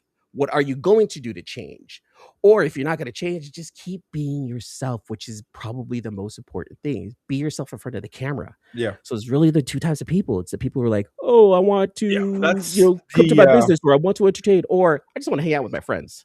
being authentic really helps, and being yourself and just talking, and like Patriot Prime, Jason, he's like, we're part of a group chat, and a lot of people like myself and are sometimes complaining that we're not getting the views for the amount of work we're putting in.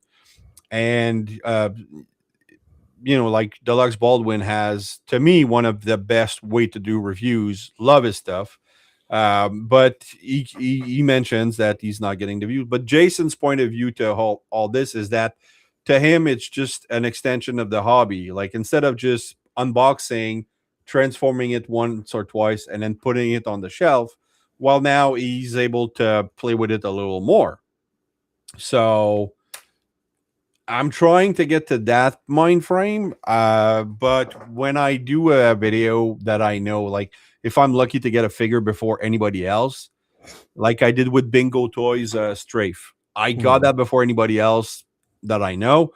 It did 1,000 views. It's the first one that did 1,000 views in a long time. I was really happy. Next video, I did this guy here, which is not a transformer, but it's still a great looking figure. I got 66 views. Mhm. So it's give or take. Sometimes it On works, sometimes it doesn't. It I doesn't. I know we're probably getting down to time here, Raz, but I've learned a lot of things over the last 3 months that I feel have helped me, and part of it is AI. Hold up, before you start judging. I use like Chat GPT to be like, hey, help me maximize, search engine optimization by creating a, better description. This is what my video is about. Help me bring people in by telling them what this video is about in the best way possible. And it's helped me out a lot with some of my videos. Some of them don't get the views, but some of them do. And I'm realizing also that it's not just how you package the deal, it's also our audience and what is the hottest thing right now, right? Yeah. Like Hertz, the Bingo Toys Hertz is one of the big, or one, some of the Bingo Toys is like a hot thing right now in our community. YouTube realizes that the algorithm's like, oh, this is a new thing. We got to make more people talk about this. They're gonna push those videos out more. Yeah. And then on top of that, it's how you present it, how it's the packet, it's just a whole thing. Again, do you want to grow, or are you just here to hang out? And there's nothing wrong Yeah. with either one. You just got to know what you Some want to people are do. able to get both, so that's Yeah. it's fun. It's fun for that. I mean, I had great growth at some point, and my goal was to get 1,000 subs before 5 years, and then I did that. I got I think I was at 5 years I was at 1.3, maybe my 1.4, but now it's really slowed down. So it's it's annoying, but I'll get past it. But there's two more things I want to know Sure. before we go. First, you're collecting. Is it a gradual thing from young adult or teenager that you kept going, or it's like me 5 6 years ago, something happened, maybe midlife crisis, and then you started collecting instead of trading your wife for a younger version? It's not a midlife crisis for me. How dare you? No, it's Midlife, midlife for total me, midlife man. crisis. Total midlife crisis for me. Yeah. So for me, it was like I had the toys growing up, and then high school happens and girls and life and stuff like that. It wasn't until about 2013 or 2015 when I was like, I want to get back into comic books. So I stepped into a comic book shop and I was like, hey, look, I used to collect comics, but not anymore. Yada yada yada. So I was introduced to a few comics that I really enjoyed. I started going back more and more regularly. So between 2015 and about 20 early 2019, I kind of had like a set of things that I was willing to read and giving chances and stuff like that. And then that's when my friends like, hey, look, I'm going to start a podcast about comic books. I see that you're posting about comics. Like, do you want to do this? I'm like, yeah. Like, it was my friends. We that's how we started Hmm. off. So then from like 2019 till about 2023, it was mostly comics, but I still had an eye out on Transformers and realize, wow, these things are expensive. I don't want to jump into anything I don't understand just yet. What? Hold on, wait, that's Ultra Magnus. Why are they calling him Commander Stack? Wait, what is this? Wait, hold on. And then realizing that there's a thing called third party Transformers where it's the design, they're familiar to us, but it's not the name, and that interested me. So Yeah. around 2020, I went to the Las Vegas toy convention. I had this VIP package, met Peter Cullen, met Frank Welker. I got their pictures right there with me. I had some things signed from them, and that's kind of like, wow, I have like a childhood toy signed by, Peter Cullen. That's like a grail. Like I have my grail. I have that. I have a G1 Optimus Prime signed by Peter Cullen. Like there's nothing better in my collection. There's nothing I can buy, between now and the day I die that's going to ever top that. I have my grail. It'd be cool to have like a Unicron. It'd be cool to have, an Amazing Fantasy number 15, but that's my grail. But Yeah. that's where I ended up meeting Carl Sommerfeld and Tim Regan, who are in our Facebook chats. And they were very kind and very nice to me then. And they were telling me about the Transformer Underground and they auction off stuff like that, yada, yada, yada. And that's when I started to learn a little bit more. But I kind of fell off for a few years until, like I said, about 2023, when I picked up like a Magic Square the white Optimus Prime. It was like on sale for like Yeah. $60 at the time. I'm like, oh, let me just start, get this to the collection. Why not? And then that's when I caught the bug. That's when I started learning more about, bingo toys, fans hobby, Magic Square, and all these, and Legends class. And so it wasn't a kid thing. I don't want to really say it was a midlife crisis because I kind of started collecting more than 10 years ago again. It Okay. just transferred over into Transformers, which was my real love a few years ago. Shit, maybe it is midlife crisis. Son of a bitch. Yeah. But the thing is that, to me, it was um like I don't know. I struggled with money for a long time, and then I had a my oldest now when he was younger. Got him a couple Transformers toys, like the Legends line, the Classics line, Universe line.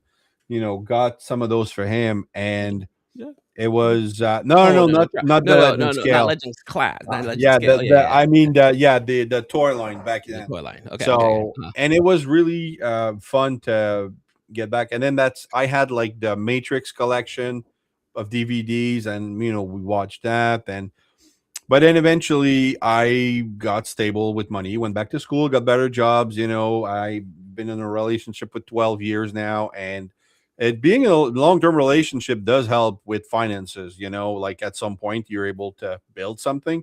So I started collecting. Just had like I had one shelf. I had the Seekers, the Earthrise, Thundercracker, and Skywarp, and then Wheeljack and Siege, Sideswipe. That was it. That's what started. And then after that, I'm just gonna get the Astro Train. I'm just gonna get the Soundwave, and it just builds up and builds up, and See, it for goes me, crazy. So I have to be particular with the figures that I get. Last year, and it only took me a few months to do it, but last year I was like, you know what, I kind of want to, I was just introduced to Legend Scale Transformers, and I was like, hey, you know what, I would like a set of Legend Scale Transformers that represent my family. Like, my daughter's name is Eris RC. I actually named her after a Final Fantasy and a Transformer character, so like I collected her, and I'm like, well, I'm Optimus Prime. And then years ago, I was like, well, my family is my family, and I love Transformers. Okay, well, my girlfriend's Alita, her sister, I think she chose Solus. Since there's no Legends class in the new age, my stepdaughter, she's Windblade. I found like a little Windblade. My stepson, he's Jetfire. My oldest son, he's Ultra Magnus, and my son. My second son, he's Bumblebee. Like, he loved Bumblebee. So I'm like, right, let me just, coordinate this right here. So I ended up picking up a Legend Scale class version of my family, and I have that here. I caught the bug. And so, like, when it comes out to collecting, like, I'm very particular with the ones that I collect, and I usually collect just Optimus, RC, just anyone in that line, unless they're super super dope and I really want them. Like, I have the Magic Score Bruticus. Like, I was like, I need to get these, and I could get these piece by piece. I can start from the beginning and just do one by one. yeah, Cool. I'm now doing that with the Dreamstar Devastator, which is cool because I don't have to buy it all at once. Cool, it's $1,100, but I only paid $100 per, which is yeah. okay. I have more of an issue spending $100 on a comic book than I do on a Transformer. Shh, don't tell my girlfriend this. Do not. Oh God, I hope she did not hear that, son of a bitch. But I don't I tell her the price either. give me that damn receipt. Don't worry about that. Give me that. Like that one meme where you see what's the name, Al Pacino taking the receipt, just starts eating it. Yeah, That's me every exactly. single time. You eat How the much was receipt. that? Nothing. Don't worry. I want it. I want it from the Yeah, undercard. they gave it to me. They gave it to Yeah, me. yeah. Nothing I could do. They just gave it to me. So, So, but yeah, when it but comes down to things like that, I have to be very particular because I can't just be like, oh, I need a whole set of like 86, studio series. That's gonna break me. yeah, I mostly collect mainline except Mhm. my combiners. Okay, Superion, I did want to try the Hasbro one. He looks really good, but he's too small to my liking. But that's why I went with Jinbao Devastator, Jinbao Bruticus, Jinbao Predaking, and now Bingo Toys is doing like Hertz is so it's the greatest toy in my whole collection. See, and this is where I'm hitting that. This is where I'm feeling the FOMO because when I saw Hertz, I was like, oh, he looks pretty cool. And then I found out he's a combiner. And combiners always get me. Like, I love Japanese animation, and Voltron and Devastator's always got me. I just didn't like Computron growing up. I felt like he was kind Oh, of he's my dorky. favorite. Computron is the I best. I could not stand Computron when I was The watching. Technobots had the best alt modes, man. Okay.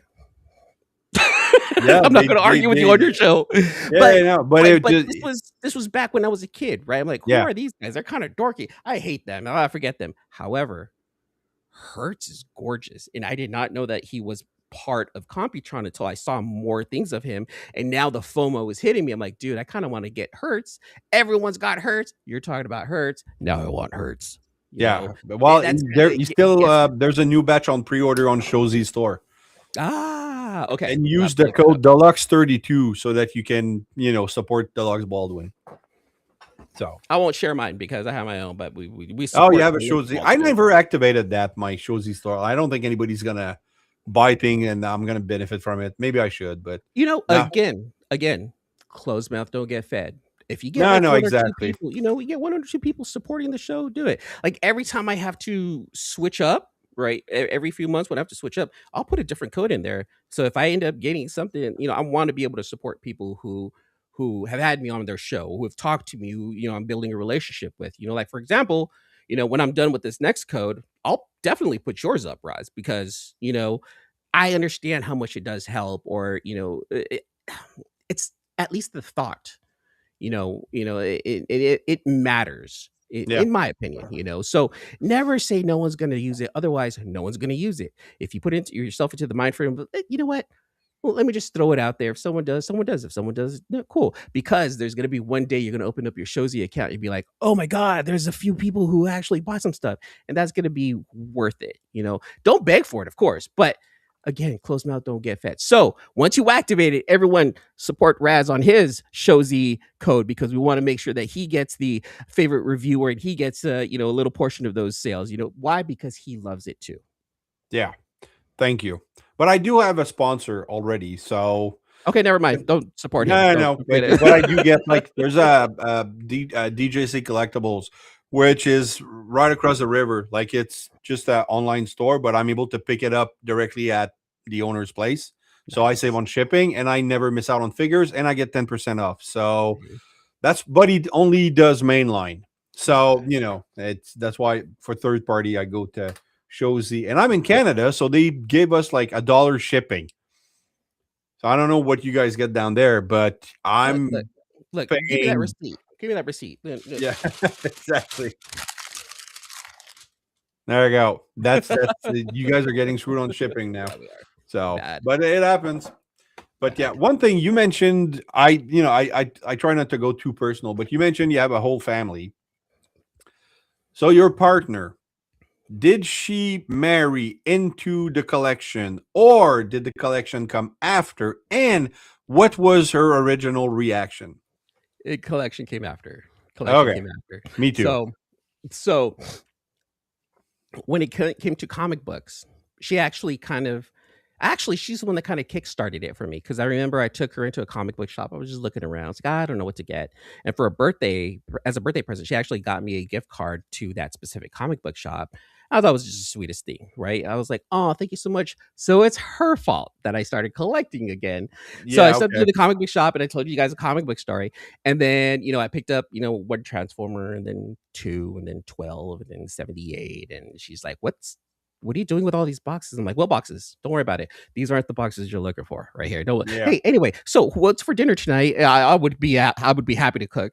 She just looks at me. She's just like, as long as you're not spending it on cocaine and hookers, I'm okay. That's fine. Which I'm Yeah, not. exactly. you Actually, know. sometimes my wife, I think she would prefer I would spend it on cocaine and hookers, but But it's yeah. nice because then, like, when I started doing it, like, I'm looking at my collection right now, and literally half of what I have I decided to buy used because I didn't want to spend too much money. I'm like, oh, it's going to be displayed. I don't need the boxes or whatever. I ended up buying like a lot of Nemesis Prime figures from someone in one of the Facebook groups, and he gave me a pretty good deal. I was like, all right, I'll Okay. pick those up. And I paid for like 3 of them, but he sent me like 7 figures.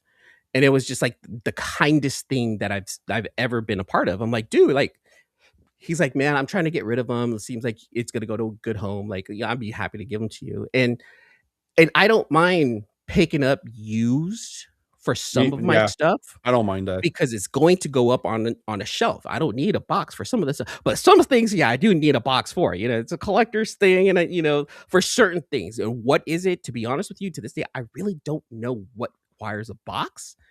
But what does come in a box right now, I will keep just in case I do want to put it in someone else's hands. But there's other things that I don't mind getting used if I know for a fact it's going to be here on my desk, especially Yeah. Legends class or Legends scale figures. Like, I'm looking at my little desk. I'm like, all right, I have enough room for maybe about 6 or 7 more Legends class Decepticons that I want to put up here. And I don't mind getting them used.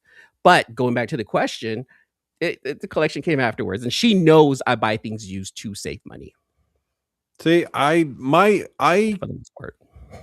I started collecting, like, she bought me the first retro Walmart, like the Bumblebee that came out with the original toy but with the cartoon head that Yeah, they yeah, yeah, had yeah. like in 2018. Uh-huh. So she bought me that, and then I waited a year because I was still like I was getting into the community, like the group chats and listening to Rodimus Primal. That was really he's my gateway drug. So watched a lot of his stuff, and eventually discovered Kato and Patriot Prime, and then after that Bert and Deluxe and all these people, and then started doing the collection a little bit at a time. So, but I suffered heavily from FOMO. So at one point, my wife's like, "You have to slow down," because she's like, "I'm scared now. Like Yeah. it's getting too much." And so we got into a couple arguments here and there, but we were always very honest about it. And so I did slow down. And but the thing is that I made her realize I want that whole poster. I don't know if you were watching when I. I watched it before that. Okay. Yeah, yeah, yeah. So that poster is the goal to have every figure there. Like I don't really care about season 4 characters. I have Fort Max because I do love Fort Max. I like giant robots, but I don't like Scorponok. Like I never liked Scorponok. So Mhm. I'm getting actually I still want a version of him, but I'm getting the Doctor Wu Mhm. version, like super small, Yeah. just to have a version, because it was cheaper too. So, Yeah. but And that's the thing when it comes down to collecting, right? the goal. You need to us as collectors, and this is a need. This is an absolute need for all of us collectors. Is we all need to adjust our expectations. We need to learn how Yeah. to taper our wants. Be okay with taking perhaps a step back to have something that we want. And there's nothing wrong with that. And then on top of that, with collecting figures, we tend to find out that wait a minute, like the third party or this cheaper version is actually better than the original version. Oh, third So party now is not what it was 20 years ago mhm. when it came out, and it was medium quality. And Hertz is freaking fantastic I know. quality. And Stop even I'm talking about looking him at the because I want Fan him. Toys because Yeah. now Fan Toys released their cartoon accurate robot, and I'm like, I can't. I it's going to be bingo toys all the way now. It's just because I'm hoping that they do an Abominus too. Mm, And if it's mhm. that good, I'm not gonna lie. I just hope it won't take 3 years for the combiner, the whole thing to come out. In the spirit of saving money, you better pray that it takes 3 years because, that's kind of Yeah, like what I gotta do right now, you yeah. know? It's a lot of It money, but it such is, a but good what's figure. what's what's good about what I do now, this is just me, I'm not saying everyone needs to do this right here, right?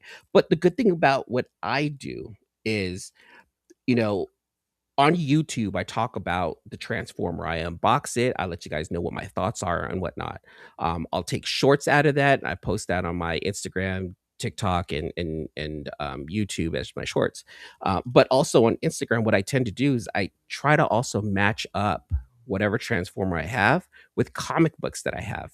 And if you guys go to my YouTube, I have like a decent amount of pictures with Transformers with the comic book itself. So I actually get to play with them and do something different. I can do, 4 different posts of Magic Square Optimus Prime with different comic book covers because on Instagram it's a static picture and I can kind of mess around with it there. So Yeah, I'm actually tinkering around with it and I don't feel like I need to have to go get the bingo toys hurts. Actually now I do because of you. That's your fault. But other yep, than that, like I it don't is. feel like I need to get XYZ. I have a cover of a jazz running away from a devastator and I had an idea like, oh wait, let me try to pick up a jazz and I won I think it's a bingo toys jazz, the Jezzy. I Oh, won Jesse, that in yeah, a it's game. bingo toys. I won that in a game, and I'm like, "Oh, dude, I'm building Devastator." Ah, well, shit. So once the Dreamstar Devastator is finished, I'm gonna be able to take him, pose him, take the Jezzy, pose him, and I'm gonna try to do my best to mimic the cover Yeah, of the comic book that I have with that one right there. And that's what I'm trying to do. So that way at least I'm getting some kind of usage out of the Transformers that I have. That way I don't feel like I'm just collecting and then putting them on the wall as a statue. I'm actually using them. And I'm my girlfriend's like, "Did you finish playing with your toys?" I'm like, "Yeah, I'm done playing with my yeah. I toys." don't play enough with my toys now. That's the thing. I'll pose them for the review and everything, and then I'll put them on the shelf and just pick it up once in a while and transform it. But that at some point, yeah, it just because like you don't want to knock anything down. You don't want to like it. It's yeah, it's a thing. Yeah, But I get it. I get I'm it. gonna wrap things up because it's been an hour and a half that I have you on the show, and I'm going not going back to schools, but I'm taking classes for my job, and at my age, I can do it during the week after work, it's impossible. So I just wake up in the morning and do it. So No worries, no um, worries. yeah, so far it's working well. So thanks for coming over to the show. We didn't know each other. Now we know more about each other. It's fun. Probably gonna have you on a stream again, and maybe one day I can be on your show. Anything's possible. So just tell the people right now where they can find you. Yeah, no worries. So you guys can go ahead and find me at Eman's World of Geek on TikTok, Instagram, YouTube. I'm always posting on all three of those social media platforms. I just recently started a Facebook page where I'm trying to reach out to the Transformer community on my Facebook page. So I have an Eman's World of Geek Facebook page, and I'm doing my best to be active there also. So ADHD. See, it just got me going Right. everywhere, So I am on all the social medias as Eman's World of Geek. You guys, if you've seen my logo, it's that's me. So you guys go ahead and find me there, whatever platform you're most comfortable with, you're most active with. Please come on over, follow me. Let's have a chat and we'll talk about comics and Transformers and such. All right, perfect. And happy accident. You just missed the whole show, man. Sorry. But he's a happy accident. Great. He used a lot of AI, and I actually like what he does with it. So that's a rare gift. But Isn't thanks for he the one that watching. has? Isn't Happy Accident real fast? I'm sorry. Isn't Happy Accident the one that puts his own figures in, and then he actually has AI animate them? Yeah, exactly. I've And I've then the actually reached out to him. They're yeah, yeah. great page. See, Actually, I'm okay with AI being used like that because it's your toy. you want to talk with someone who has a lot of plugs experience in the gaming world and stuff. Happy accident. That guy is a connected man. I'm gonna have him on the show once. Eventually. I'm going through a list. But thanks for watching, everyone. I hope you've enjoyed this. If you did, please like, subscribe, share, hit the bell, leave a comment. We love reading those. Keep coming back. We have more on the way. And remember that nothing in life gives a right to be an asshole. Take care.